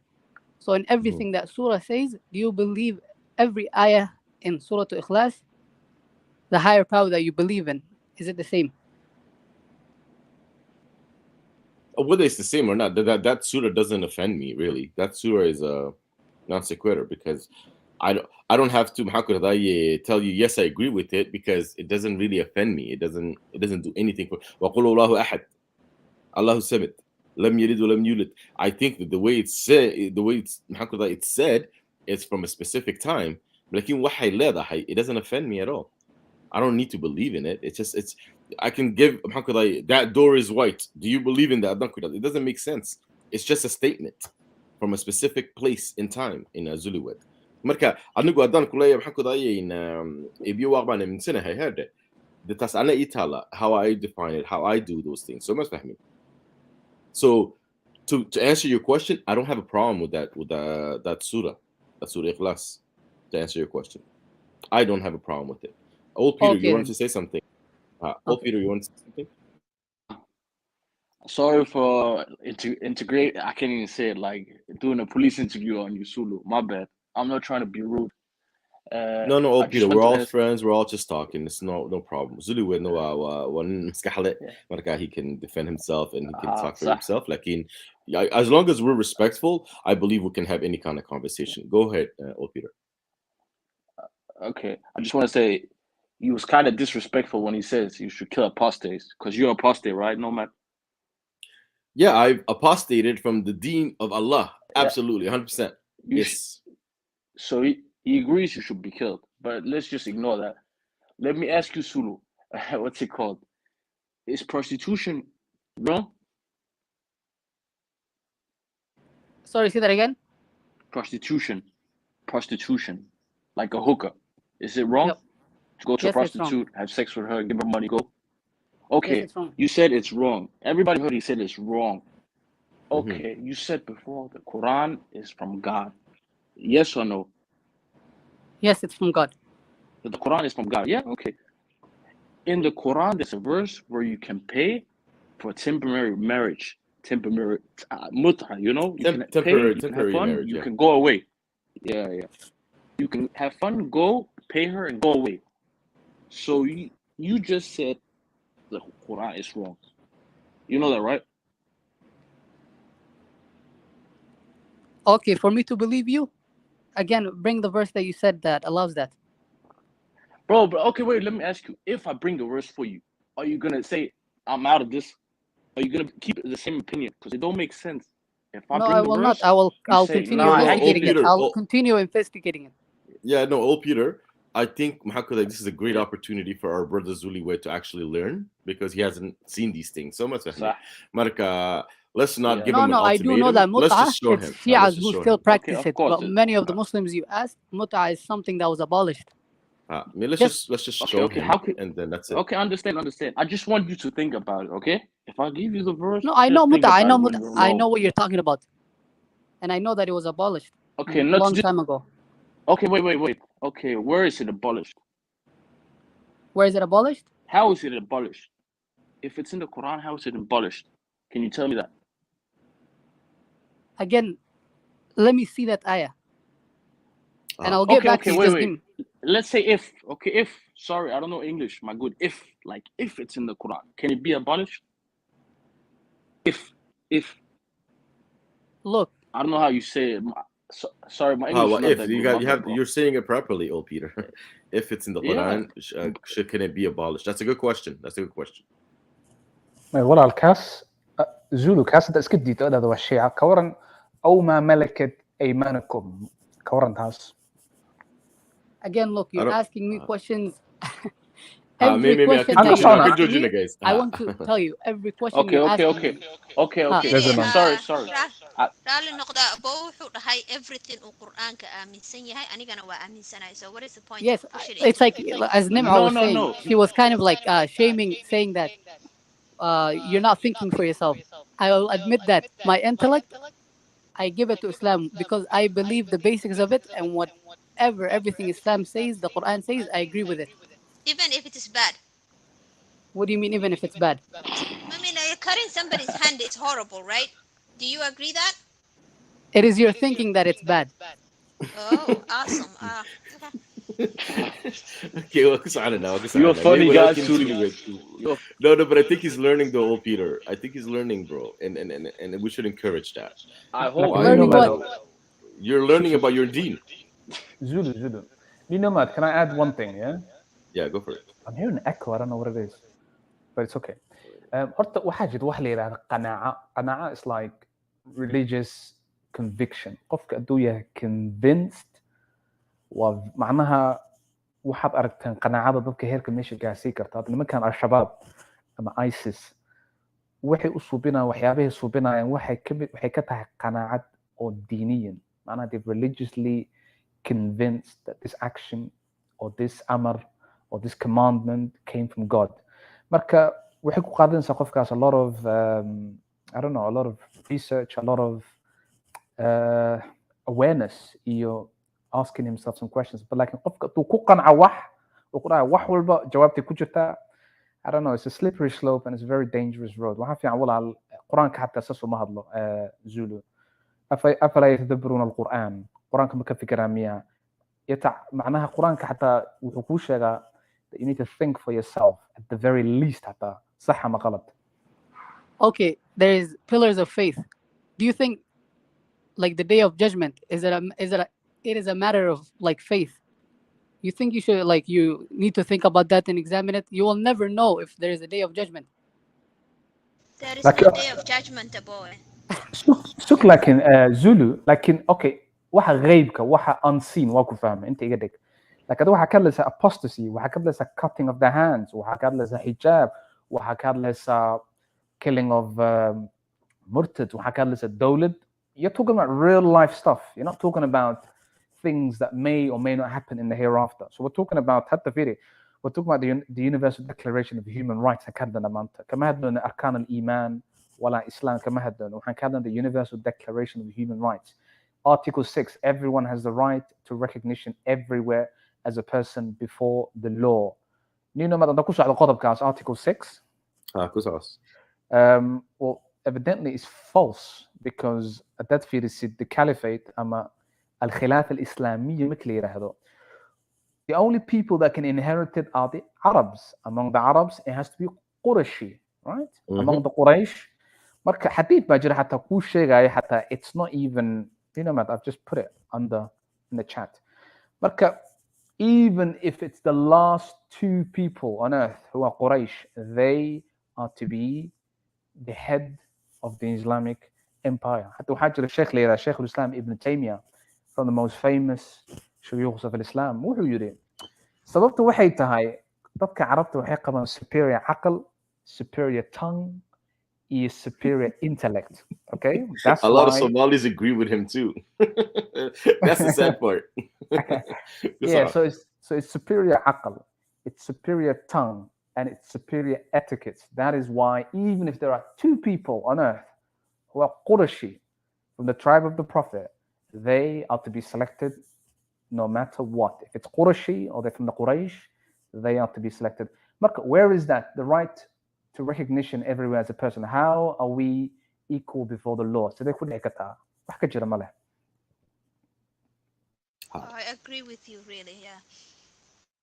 Absolutely. So on Kusi Sa'ano, well, Zulu word, it's good to learn these things because, anigagam ba'anka sana hanjiri, markan garaneyn diinteyda, markan diinteydii bartay ayaan diiday intay diinteyda noqoto. And that's just how it goes.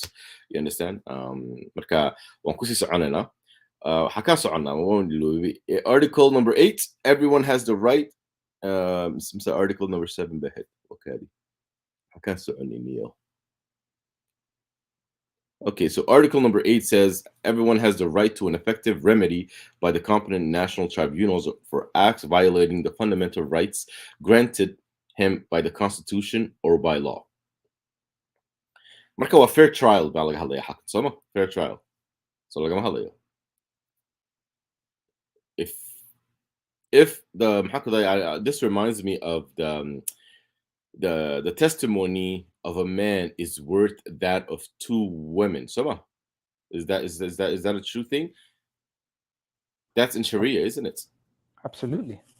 Okay. ayad baa jirtaba weliba xadiid baa kusii dari karaa oo dhahayo dumarka inay yihiin naaqisaat alcaqli waddiin soo maaha inay naaqis ka yihiin diintooda maadaama ayna tukanaynin waxyaaba nooca caqligoodna ilaahay baa qur-aanka ku caddeeyey inuu nus yahay laba shahaadada waxay u dhigmataa hal nin waaba qur'aan maba xataa xadiid xataa ma aha. That's crazy. Okay. waa 2019 ma ahayd culimo badan aad defend gareynaysa xadiiskaas haddaa aaminsan tihiin haddaa maqasheen dabcan wax uu diidi kara xitaa baa culimo waaweyn oo Soomaaliyeed ayaa mar oo nin political Soomaalida ordaya camal uu dhahay haweenyo waxaas maqlina camal miya Jarmalka wadaadda dhan ku soo daba qayliyeen marka naaqisaatul aqli wad diin well naaqis diinta waan ka ahay cuz I don't like it bar aqli kama ihi هو تديبو يا شهادة قاطع هذا المرة أنا كاسبة. وكتوبة كانه. وكتوبة كان. Unreal. New nomad. وحرمة maybe أنا مش the resident sheikh قابك لولا رقمه. ضدك. Apostasy. ما هي apostasy كلمة. قابك لولا هذا الجزية ولا مغشرية. Yes, okay. وجزية هو وحية واحد جيوين why not that you can why not that give me 1 second يا شيخا one of my favorites وين okay كادي okay not that شيخ حسان بالله يرهضا وسي شيخ وحو يحيدي نكني شيخا وشيخ وين وحوجا نيروبي وشيوخ ذا Somali ذا ugu runta badan waay wuxuu sheegaa sidii u tahay wax kama jaro wax kuma daro sidii diinta u qabto waa ninka aan qarin waana nin oo aad iyo aad macnaha runtu wax ka sheega marka videogan wuxuu ka hadlaa dadka islaamka markay meesha qabsadaan qaabka loola dhaqmo dadka Kirishtaanka dadka Yahuuda sidee taxi loo qaadaa dad baa waxay ku doodaan jizyada waxay limit tahay the tax that we pay in the United States United Kingdom firi that tax imidkan isku mid miya aan dhageysano walaan aan dhegeysananahay waa qabka ay muslimiintu dadka ula taqmi lahaayeen intaas waxay ahayd waajibka koobaad oo ahaa dafcu jizyati biqadri macluum uu soo dhameeyay wuxuu u gudbay masaladii ku saabsanayd ee iyaga laga rabay waa inay ku dhiibaan si ay ka muuqato ihaano iyo ba'naan iyo liidnaan ay ka muuqato watuukhadu aljizyatu jizyadu waa la qaadi biahanatin bahdil baa lagu qaadaya adoo lagu quursan haya laga qaadaya haddaba see markii ihaanadu ku siirgeli fayajlisu al-aakhidu ninka jizyada qaadi wuu fadhiisan ee dawladda matalay dhulku fadhiisanaya ama kursiga ku fadhiisan ويقوم الذمي قال كانوا واجوكسنا يا سوى تاغن بو ديبهيا هذا دوس نعم وحاتري ما مقلياتري can you hear it ولا لا سوى ما مقلا سوى ما مقلا اوكي هي بل عد كان كو كردي بل كسعد هي سوى تاغن وديبه لو فعل waa inuu foorso ويطاطي راسه مدحو فورلين وينحني ظهره dhabarkiisana wuu godi waa inuu foorsado madaxa u soo godo dhabarka qaanseeyo ويضعها جزية العقد وحور صارها يا في الميزان كفدي لقى ميزان يا العقد لما تنجري ولا ميزان الجري الكاسو دغه هيا marka laga hubsado waxa lagu daraya wayaqbadu al-akhid jizada ka qaaday wuxuu qabanayaa lixiyada garka gaalka lafgareedu ku dhagaya adu gar lahayna cataatu ku dhagaado timaaleeyaan timo qabsanay inta waxa ka dara wayadrib wuxuu garaacaya oo yada haya لهزمتيه لبدا دام بو كدفن هيا مفير بو كدفن سو درباحي من نقا ويضرب لهزمتيه لهزم هو عنك اما دانك هل كان وي daankan dhaqaaqee raamsaday iyo dhabtii intuu dhaxaysaa la yidhaha lisamka halkaasuu ku dhufanaya wuxuuna ku darayaa siday bacdu shaaficiya sheegeen waxay ku daraya cadu wallaahi addi xaq allaahi calayk iyo wax iskugu daray iyo tontoomo wuxuu iskugu darahayaa ya cadu wallaahi addi xaq allah waxaasoo ihaanaa maqsuud ma aha waxay oga jeedaan fuqahadu inuu intuu waxan dhibsado kaba islaamaba oo ciilkaasu yidhaha maxaa baddan ku dhex dhigay oo diinta islaamka u galay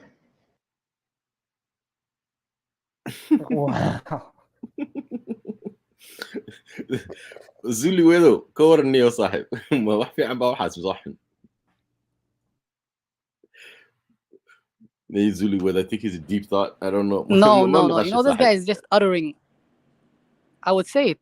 It's bullshit because this guy, he's not stating once. No, look. You can understand any sentence or anything he said. He did not quote anything from the Quran. وكو شيء قرآنك وحو كريم جزيرة آيات بنجد وهم صاغرون أيغو in state of humiliation in the event وقرآنك قرآن تاع. What do you mean? Bro, this guy said, and you can see it. This guy has lost credibility in my eyes a long time ago. I've listened to him and I do not. Why? وهم صاغرون آيات ما هم يا. They should pay the jizya وهم صاغرون. أيغو humiliated آيات ما هم. Look. This guy, as I'm telling you, he has lost credibility a long time ago. I've listened to him. I know. With who? Huh? With he lost credibility with who? With you. Okay. آيات الكورن يا وهم صاغرون أيغو in a state of humiliation in the event. قرن زولو آياتس. والله الواحد كسته وديب كتسوى كو ديدا كديب ما فهمت. أوكي ممكن كديب وديدا. زولو آيات جت زولو ما بين وآيات جت حديث هذا ما زولو وهم صاغرون إن الإيمان جزيرة. As much as reasons as you're giving me, somebody can give you the same exact reasons and convince you that Islam is the true religion and you will reject it. Not Islam. آيات من كارلنا أنا وهم صاغرون while they're in a state of humiliation. كوش علينا يا. تفاسير ما آخر السنة. Okay, sure. Which ayah is it? ابن كثير ما زولي ود عربي جميع فهمتها صاحب. أنيقا. ماي. اوكي نيكن ما تقول لنا في عربي وش يسبوها اللي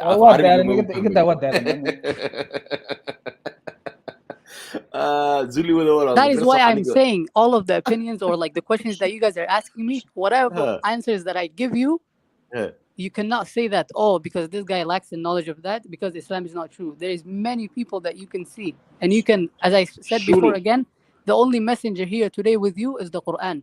So go against it, like investigate it from top to bottom, and make your end decision. No one is going to tell you otherwise. It is your choice. How old are you, Sulu? Aniga. If I can ask. I don't think that is of any importance. Me, it's not a... Okay. No, I ask you. If I can ask, it's okay. Are you from Somalia? You live in Somalia. It's like, if you live there, I understand your mentality. But if you come from North America, Europe... Again, that is not of any benefit. I understand. Relax. I'm not the police, my friend. Chill. I'm just telling you. Even if we give you proof, you're not going to believe us. So it's like talking to a wall. You're not going to because I said I am pleased with Allah as my Lord, Muhammad as my messenger, and Islam is my deen. So whatever you bring, you can say mashallah, I don't care. But anything that you bring...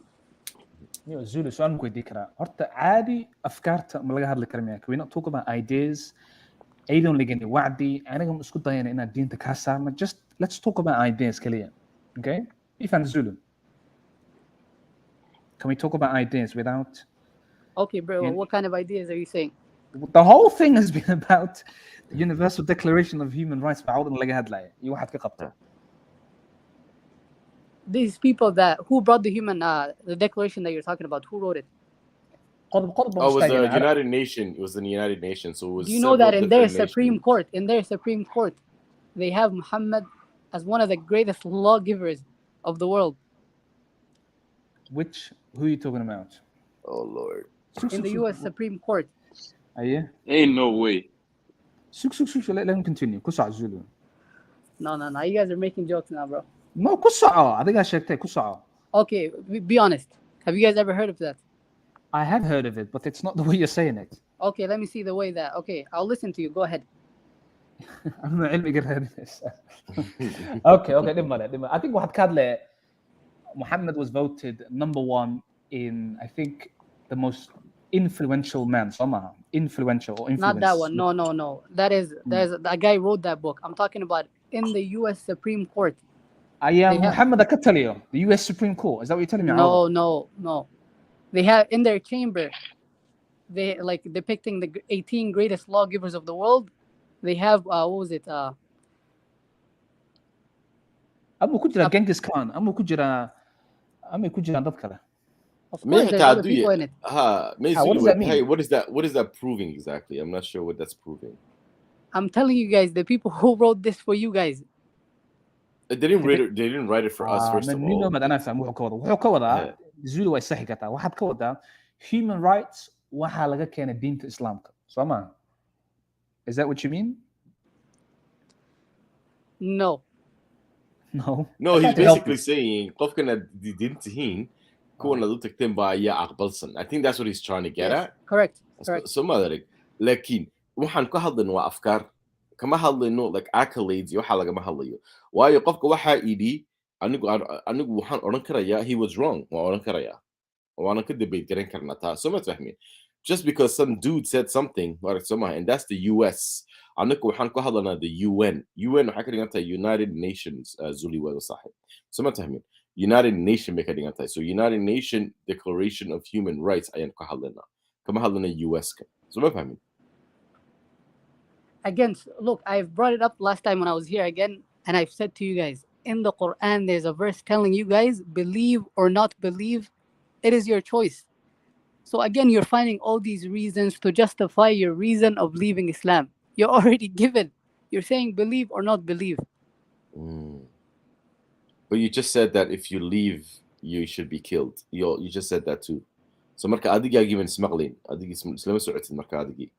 Again, That's the look, problem. you guys were the... nomad ku soco qodobadkeena qodobka ku soco qodobadan ku soconanaa inoo nagu soo celinaya kaadiba. Because human rights anigu caankan u doonaya intaan isku barbardhigo waxaan human rights iyo shareecadu waxay ka qabto the same articles waxay ka qabto ayaan doonaya intaan isku barbardhigno marka bal aan kusoo noqdo kaadi. Halkaan soconnay article number 9. No one shall be subjected to arbitrary arrest, detention, or exile. No one shall be subjected to arbitrary arrest, detention, or exile. Waxaa niyadayga timid waxa weeye marka in waxa Somali baa ku odhanaysa haddaad Somali tihid aad diinta Islaam ka baxday ordo meelaha kale kusoo noolow. Like they exile you from Somalinimo. So much I mean. ama Somali maba tihid baad diinta ka baxday ma fahantaa Somali maba tihid. Soomaalidu waa Somali Maxamed ma That is crazy. That's crazy. So what do you think? Shariicadu maxay ka qabtaa taas? what does he think of us hadda wiilkan anaga maadaama aan diin Islaam haysan? That doesn't take away your Somali. You're still there's many Arabs who are atheists or Christians. Will you say they're not Arabs? So I do not agree with those people who say if you leave Islam, you're not Somali anymore. Of course, you're still Somali. ما يوقف فكرة وفي عطا يسيو عنك هذا فكرتين مكا؟ No, Nino, man. We just can't stay in Somalia, Somalia. We just can't be in Somalia. That's the only. Zulu وتام حكي قبتها Somali من جو كرنا. Can we come to Somalia? Come on, Zulu. Yeah, but we Somalis literally nomad is not allowed because fitna ayuu faafinaya nomad. Lord. Oh my God. Okay. Okay, good bina. Article number 10 masa'ana. Everyone is entitled in full equality to a fair and public hearing by an independent and impartial tribunal in the determination of his rights and obligations and of any criminal charge against him. So full equality to a fair and public hearing by an independent and impartial tribunal. Can Sharia courts, I think in the UK there's something called the Sharia courts, can they ever be impartial? Yeah, I've said this many times. Horta diinta Islaamku waxay qabtaa hundreds and hundreds of thousands of interpretation. Marka, you know, Mado, it's very difficult. Marka waxaa laga yaabaa a particular state ama a particular the empire inay kugu qabato a particular charge again. Hadda fiiri, apostasy waxaa laga yaabaa Zulu inay ka soo horjeedsado laakiin qof kale Muslim qabo. Okay? Marka waxay ku xiran tahay qofka oo xilka haya. Waxay ku xiran tahay the person who is in charge. Tan labaad, you said impartial tribunal. Somehow. diinta Islaamku wuxuu qabaa qofka hadduu diido in uu macnaha diintu kusoo noqdo waxaa la siinayaa couple of options inuu tawba sameeyo hadduu diidana tawbada waa taqaan wax lagu sameeyo birta le waaya okay marka dhibka jira wuxuu yahay how can we get impartial how can we get it's very difficult qaabkii macnaha fasirkiiba xadidaya miyaanta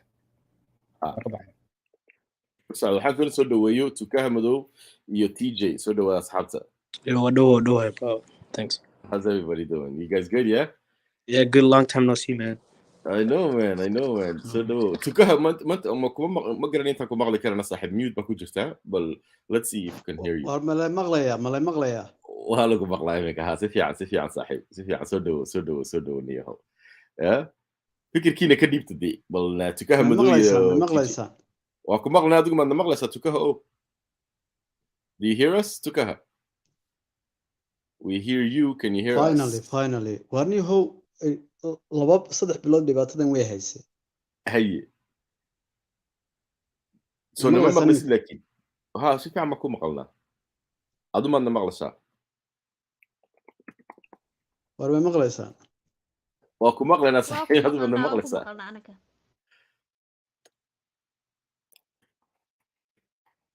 Okay, chat can I'm going to talk to him in the chat. So yeah, so TJ, what are your thoughts on the comparison between Sharia law and the Declaration of Human Rights? War way maqlaysaa hey. Ha waa ku maqalnaa tukaha oo saaxib. Ma maqashaa adigu?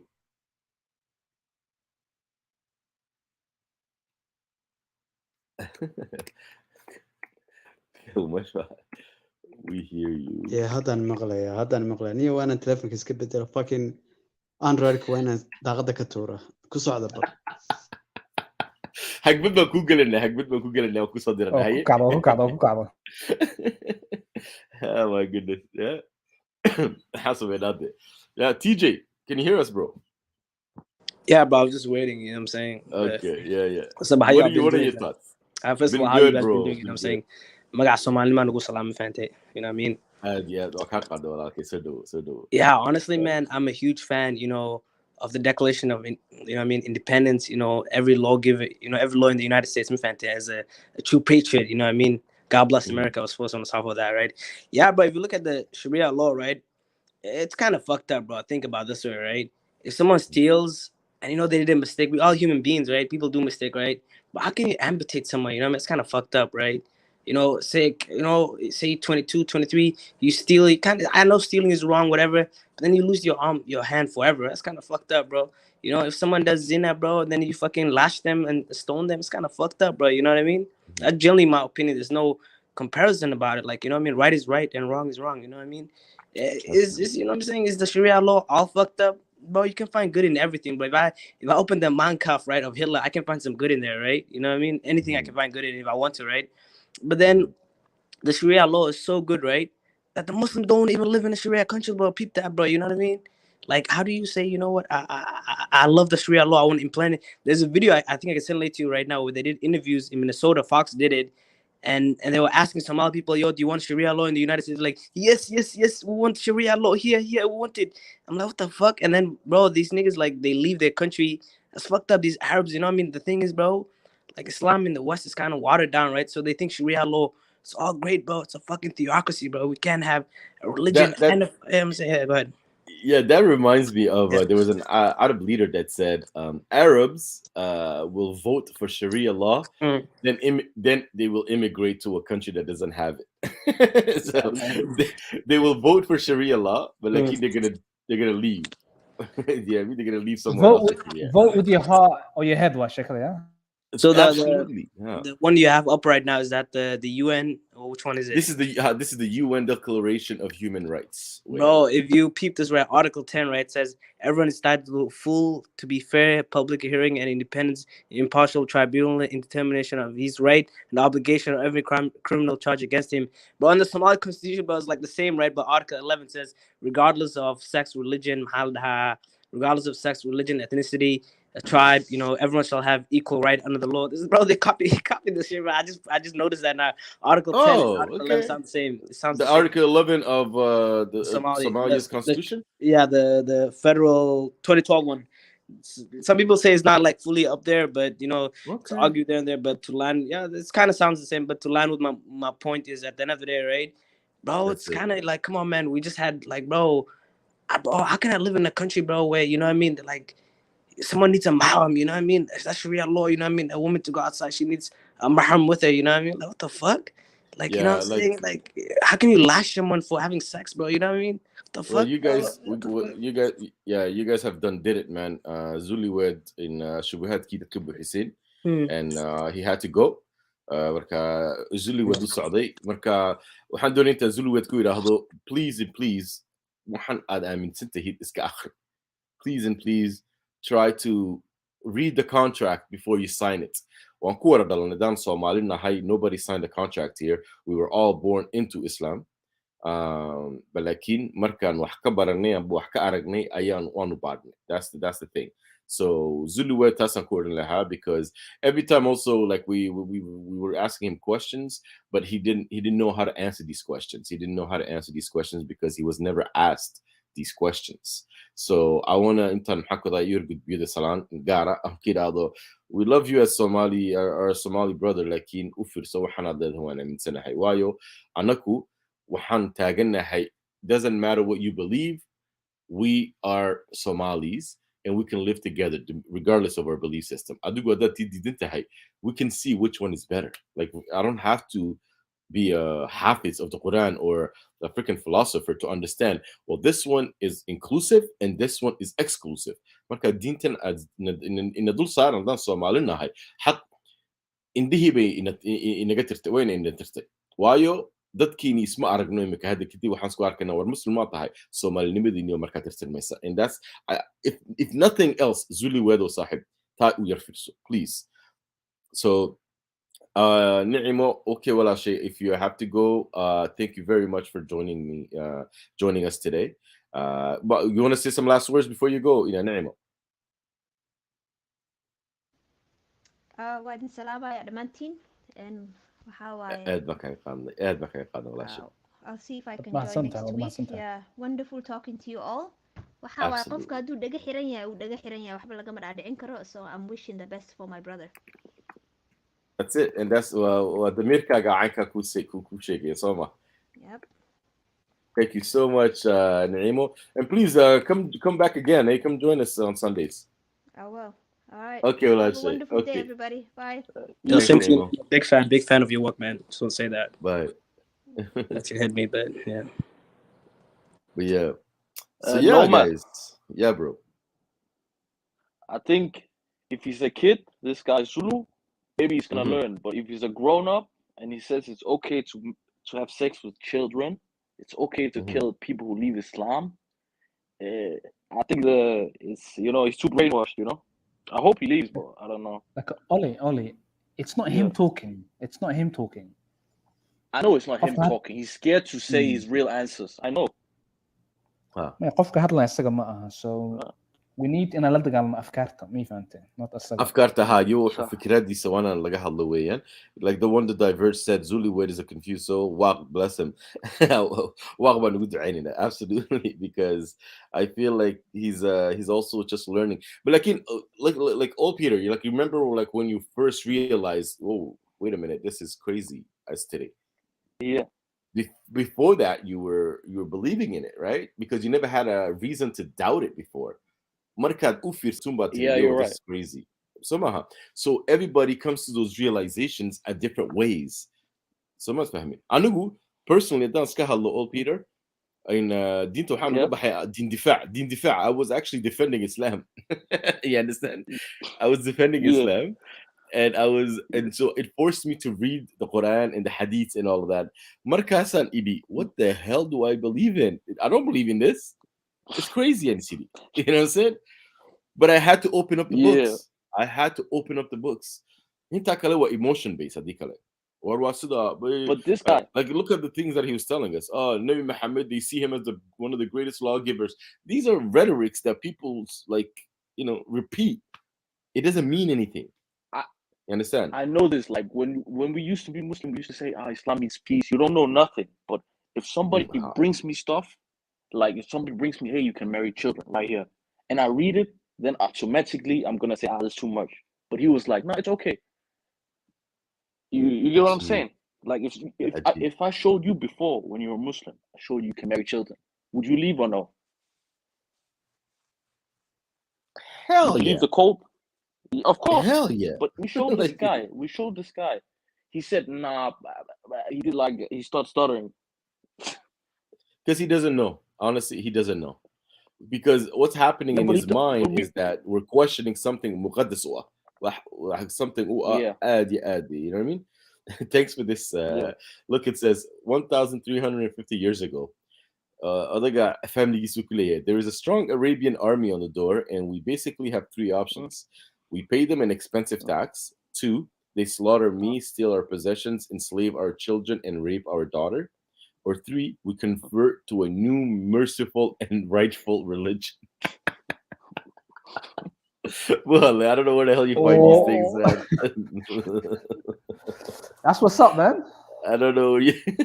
That's hilarious. Bro, why is the woman big though? Because she has a baby. She's sitting down, bro. That's why. For real? Yeah. Sitting it's down. So crazy. They got a lot, bro. We basically have three options. I like the last one, like it, or we convert to a new, merciful, and rightful religion. marka fiiri, the third option waxaad ku galaysaa cabsi, waxaad ku galaysaa xataa maybe adiguna aaminsanan ma garata. So even anigu diinta sometimes waa la yaabaa. maxaad ku jeceshayaan dadka munaafiqiinta? ma fiicno qof diintiina rabo, qof diintiina ku qanacsan. waa maxay beentan aad rabtiin? I don't really understand. How does it improve the religion even? Yeah, how do you rather have munafiq than a murtad? Like, wouldn't you rather have someone that's actually upfront with you and say, I don't believe in this? Or act like you believe in it? Like what munafiq nemohas. But I don't think that's munafiq, but I think that with all due respect, I think is a saying, right? When in Rome, do as Romans, you know what I mean? Like, obviously, right? But if I'm not an idiot, right? Like, bro, I'm not keeping a buck with you. I kind of have, empathy for people, right? That live in the Middle East, in the Middle East, right? And they're fighting Islam, like, yo, kudos to you, you know what I mean? But me, bro, personally, I'm even at the someone told me a beautiful saying, right? I don't even know that person, but I'll tell you later, after the thing. And he told me that there's two people, right? There's foot soldiers, right? And there's foot soldiers, right? And there's one that giving command, right? So the foot soldier, right, bro, they're gonna die for this ideology, right? Like, bro, I'm gonna keep it a buck with you, bro. Like, bro, I'm not trying to be Malcolm X or Martin Luther King, you know what I mean? Like, bro, I'm not trying to die for this cause, you know what I mean? If I'm in Somalia, bro, like, bro, I love my life, YOLO, you know what I mean? Bro, like, bro, like, I can't do it. I understand the dude, but I'll take option 3, bro. Let's keep it a buck, right? We're human beings, bro. No, of course. No, of course. Yeah. Of course. That's called self-preservation. Yeah. That's called self-preservation. Maslow hierarchy of life or something like that, yeah. Yeah, of course, of course. That's called self-preservation. And yeah, of course you can do that. Yeah. But is that isn't that munafiqnimo basically means that, a hypocrite. You're turning people into hypocrites, literally, is what he's saying. But how's people hypocrites though? They're not hypocrites, bro. Because if I tell you, look, if I tell you, okay, I believe in this new merciful and rightful religion, when I know that it's not merciful or rightful, and I don't believe in it at all, like I believe in it, that's hypocrisy, because that's lying basically. Bro, it's subjective though. You might call it lying. Take one from Nabi Ibrahim, right? When what's that king's name, bro? I forgot the king's name. The king basically came to and tried to take Nabi Ibrahim's wife, and then he was like, you know what, bro, we sisters, you know what I mean? This is my sister. And the lady told their sister in Islam, you know what I mean? So, bro, you're not technically lying, you know what I mean? Like, come on, man. Like, bro, you might call it hypocrisy, bro. Think about it this way, right? Some of us, bro, honest, some of us are liars, some of us tell the truth, some of us are in the middle, right? No, It's just human beings, right? TJ, we're not Yes. disputing that they have the right to Mm. survive. That's not what we're saying. We're saying no problem. They should say whatever they need in order to escape the sword. We're with them. What we're saying is that the best way to convert people? Is that the best way to get people into your religion? That is the question. But it's a number game, though. That's the thing, though. Like, for example, right? Why do these Muslims, think about this, right? Why is it okay, right, for a man, right, or non-Muslim man, right, a Muslim man, right, to marry a non-Muslim woman, right? Because she takes the seed of the man. You know what I mean? So that's a number game, bro. Like Islam, bro. Let's give it a buck, bro. It's so intricate, bro. That it's good at manipulating, right? So a Muslim No, guy but can marry. You know what I'm saying? yeah, And it's not believe an it, you know? army. It's an Yeah, it's a whole army. army, bro. You know what I'm saying? Like, at the end of the day, Yeah. bro, it's not the best way or the right way or whatever, who believes it, right? But at the end of the day, we need the numbers, right? And think about this, right? That guy, right? He might not believe in it, right? And he's gonna, he has like 3 kids with him, right? He might not believe in it, right? But then he's gonna act whatever. He's not gonna tell the kids whatever. And then later, the kid's gonna be like, "Oh, my dad was righteous. My dad was on the right path. I want to be like him," even though the dad not believe in it. You know what I mean? So, Yeah. so So it see trickles down. Yeah. Yeah, of course. It is manipulative. Ibrahim is actually Zuluwed, guys. So Ibrahim quoted us a verse, I guess. He said, "Say, O Prophet, that Allah says." Okay, I don't know okay. Say, O Prophet, that Allah says, "O my servants who have acted recklessly against their own selves, do not despair of Allah's mercy. Surely Allah will forgive all sins." And that's alhamdulillah what we call it's nice and cuddly, it's sweet verses of the Quran. And he's quoting that because I used to do that as well. I used to go through the Quran and find these nice verses.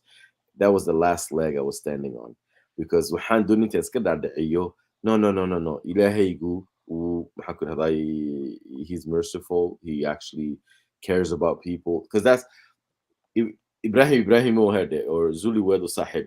What you're doing right now is that you're trying to find the humanity in the belief system that you were bestowed with, that you were born into, that you had no say in.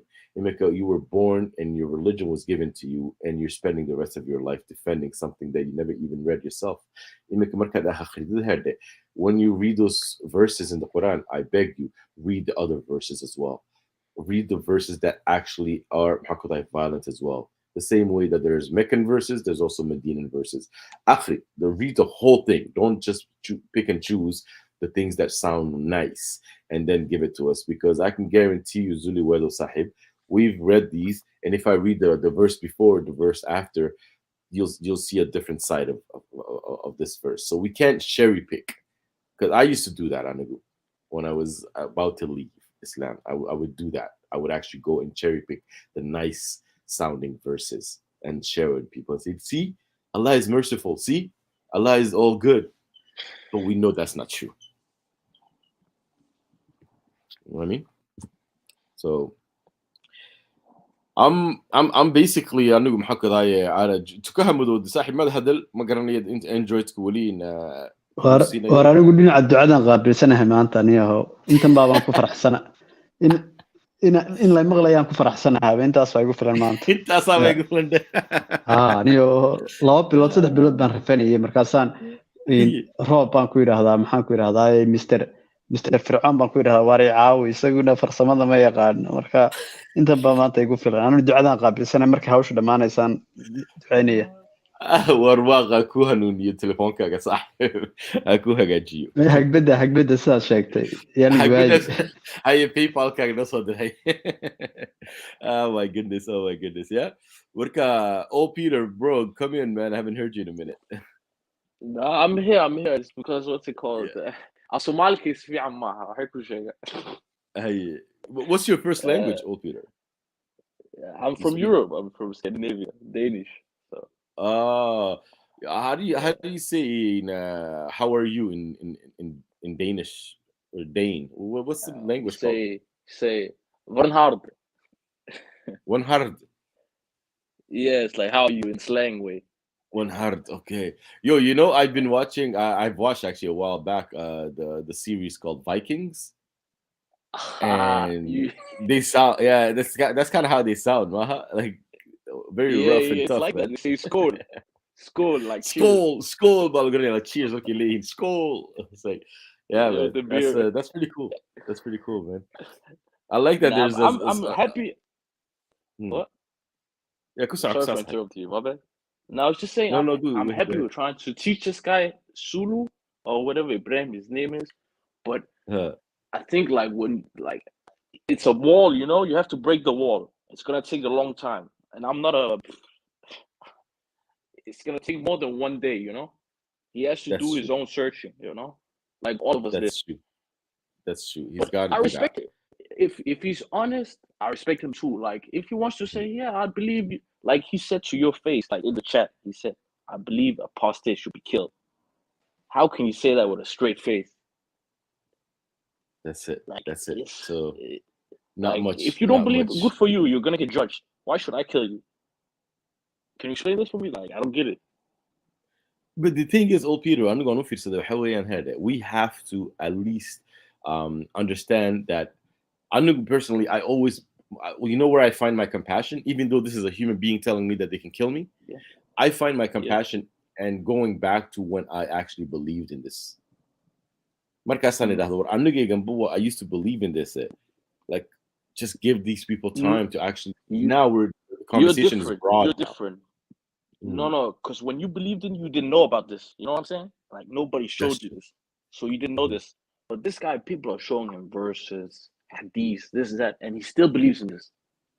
That's the difference between you and him. So It's going to take time, to you. I think it's going to take time. Yeah. I think it's going to take time. Any way we slice it, I think it's going to take time. And I think it's good that at least he's trying to have the conversation and at least trying to not completely go away from it. Like I'm going to share this screen that Bohale, just you sent me. That's a very good one, actually. Let me, because you sent this before, didn't you, Bohale? I think this is a good one, man. I'm gonna keep this. Hold on, because there are different hakadaya levels to this, right? So there's 7 stages of grief. Bohale, you wanna take us through this? Yeah, Warren. I mean, you can literally see from the beginning, qofka wuxuu ku jiraa a state of paralysis.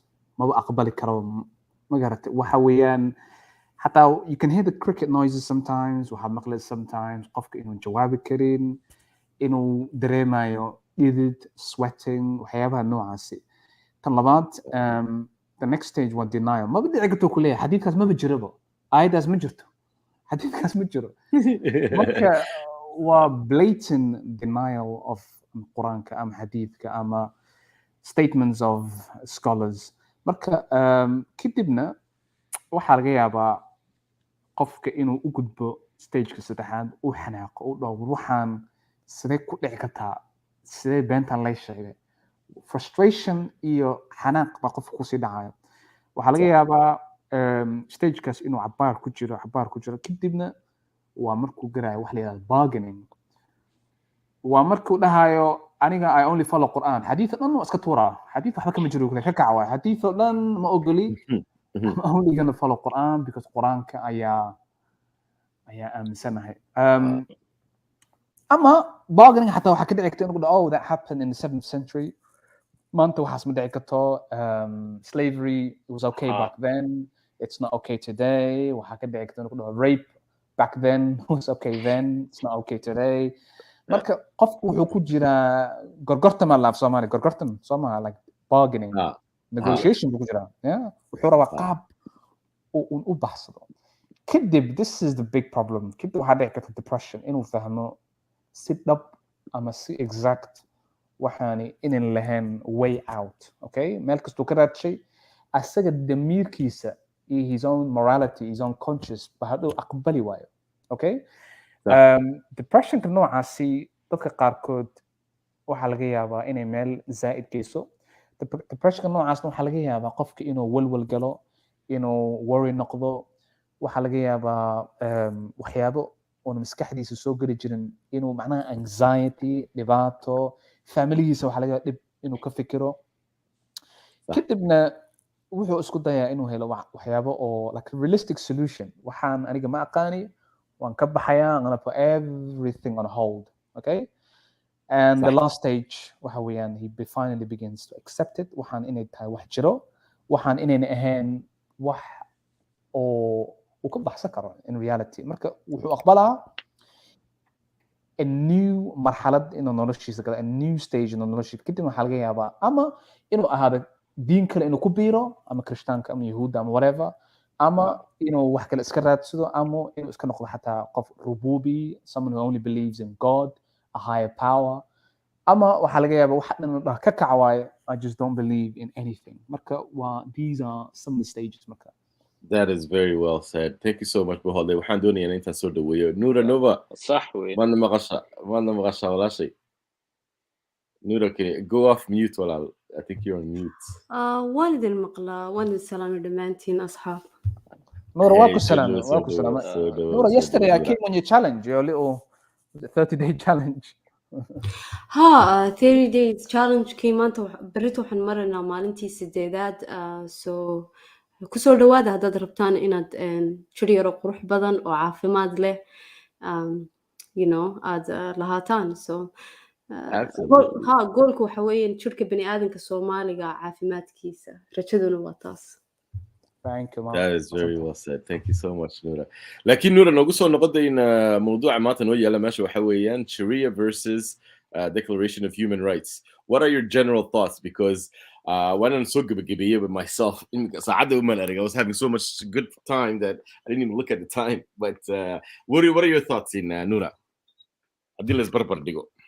والله أنا هدان human rights كي شريعة الإسلام كإس بربر دقو لبدو آد بيكولا فوقيهين شريعة الإسلام كو وحيكو سابسنتها مسلمين تو قرى هدادا المسلم هين بني آدم متهيد أما بني آدم مدادو ويهو صيصا سيدان أنو أركو أخرياضي ذي أما وحيابها كدعاء دولدها مسلم كإيو دقن كأي كل دقمان دادك كدوان هدي for example هدي مسلم تهاي واحد إيمان كبني آدم كمسلم كوحويان بني آدم كحركة بني آدم كأدون كوسكو نرول معها for example هدي مد أدون الله هيستا أو موريتانيا أما دولة ليبيا تشوغا وقف دلو فرية أما حرقة لو مدلو يوقف كاس قف كلو أدونا لو رادينيا دمركو وحقوق الدمركة I think دور قربت كهذا الشيء حقوق الدمركو حقوق بني آدم معها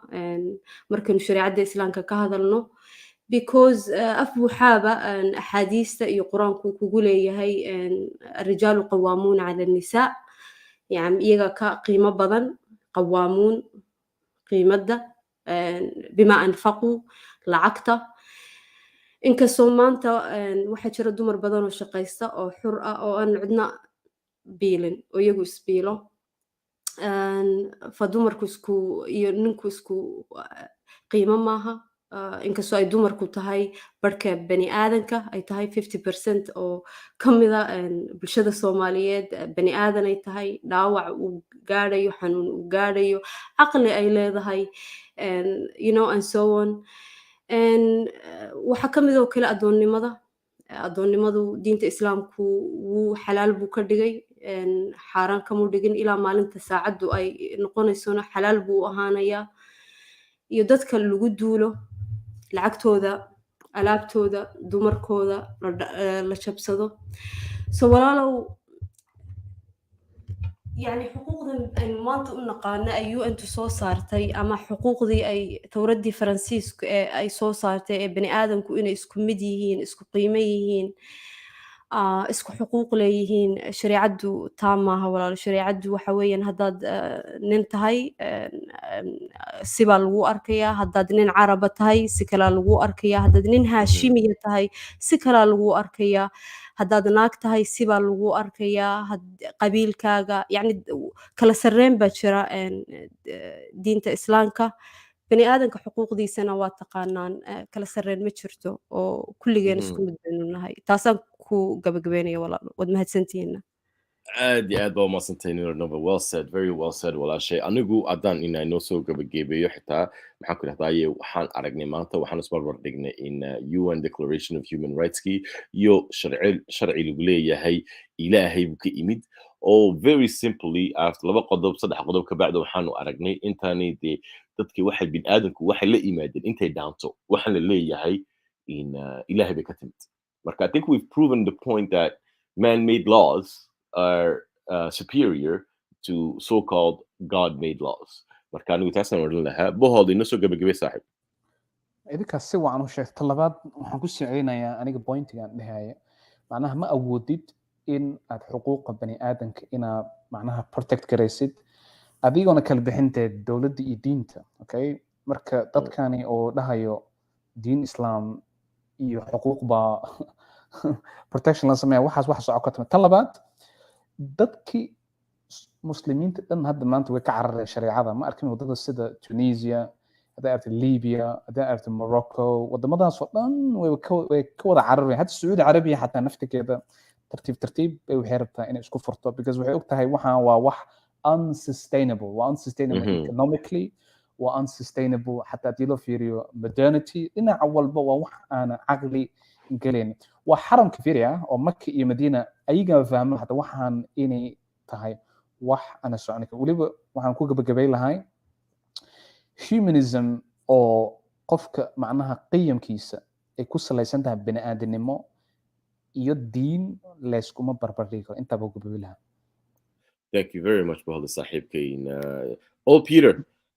First of all, thank you for joining us today, old Peter. Yeah, man. Inoo soo gabagabay saaxiibin. So in conclusion, what are your thoughts? My thoughts are the Sharia, what's it called? The man-made laws are better than the fairy tale laws.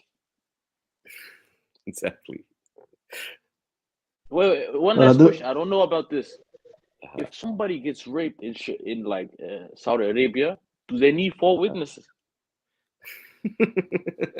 Those kinds of questions hurt my brain, Sahib. But you know what I mean. It hurts my brain. It depends. If it's her husband, a husband cannot rape his wife. Marital rape, it's unrecognized. Yeah, I know. She has to give the pussy up anytime. It says like that, not to be rude, you know. حديث باجر ملائكة با لعنات كوريديس مركا وحاجة pressure a little bit pressure. Exactly. In تكهمدو. دعاء ما تاني دعاء عن قابل سنة هاي باش برواقع نيو درتني ولا على هاي انت دقي سنة سيء انت بانيرك كتير تيبا وحنا هايتين باينرز بان هاي دقال كنا هن حاجة كسي ودنا erayada iyo fikradaheen waa aad bay qaali u yihiin waana guushna way gaari doonaa marka walaalayaal Soomaalinimo dadnimo maxaan ku idhaahdaayay waan guuleysan doonaa salaan sare gabigiinaba aad baa maasantay tukahmado saaxiib in Nura Nova, your TJ, I don't know, maybe it's on my side, that like in your thing says device is not connected. Marka, I can't bring you up, but I think you shared what you had to share. And when so gibagabenia, and I want to say, thank you everyone. Mato handuni tatu so in sifi an nur aragno inte dint ay tahay wax khurafaad iska tahay oo marka aan ka soo baraarugno ma hadan Soomaalina hayna wax badan ba shaqo badan bay na sugaysa shaqada badan ay na sugaysana hada maxaan ku raday waa inaanu u soo jeesano weeyaan instead of fantasizing about a 7th century Arabian fairy tale.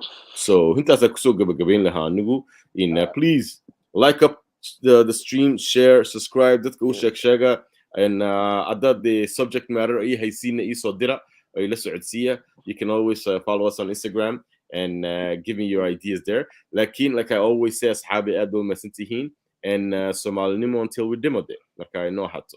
Have a good day, everyone. Good day. Everybody have a good day. Ciao.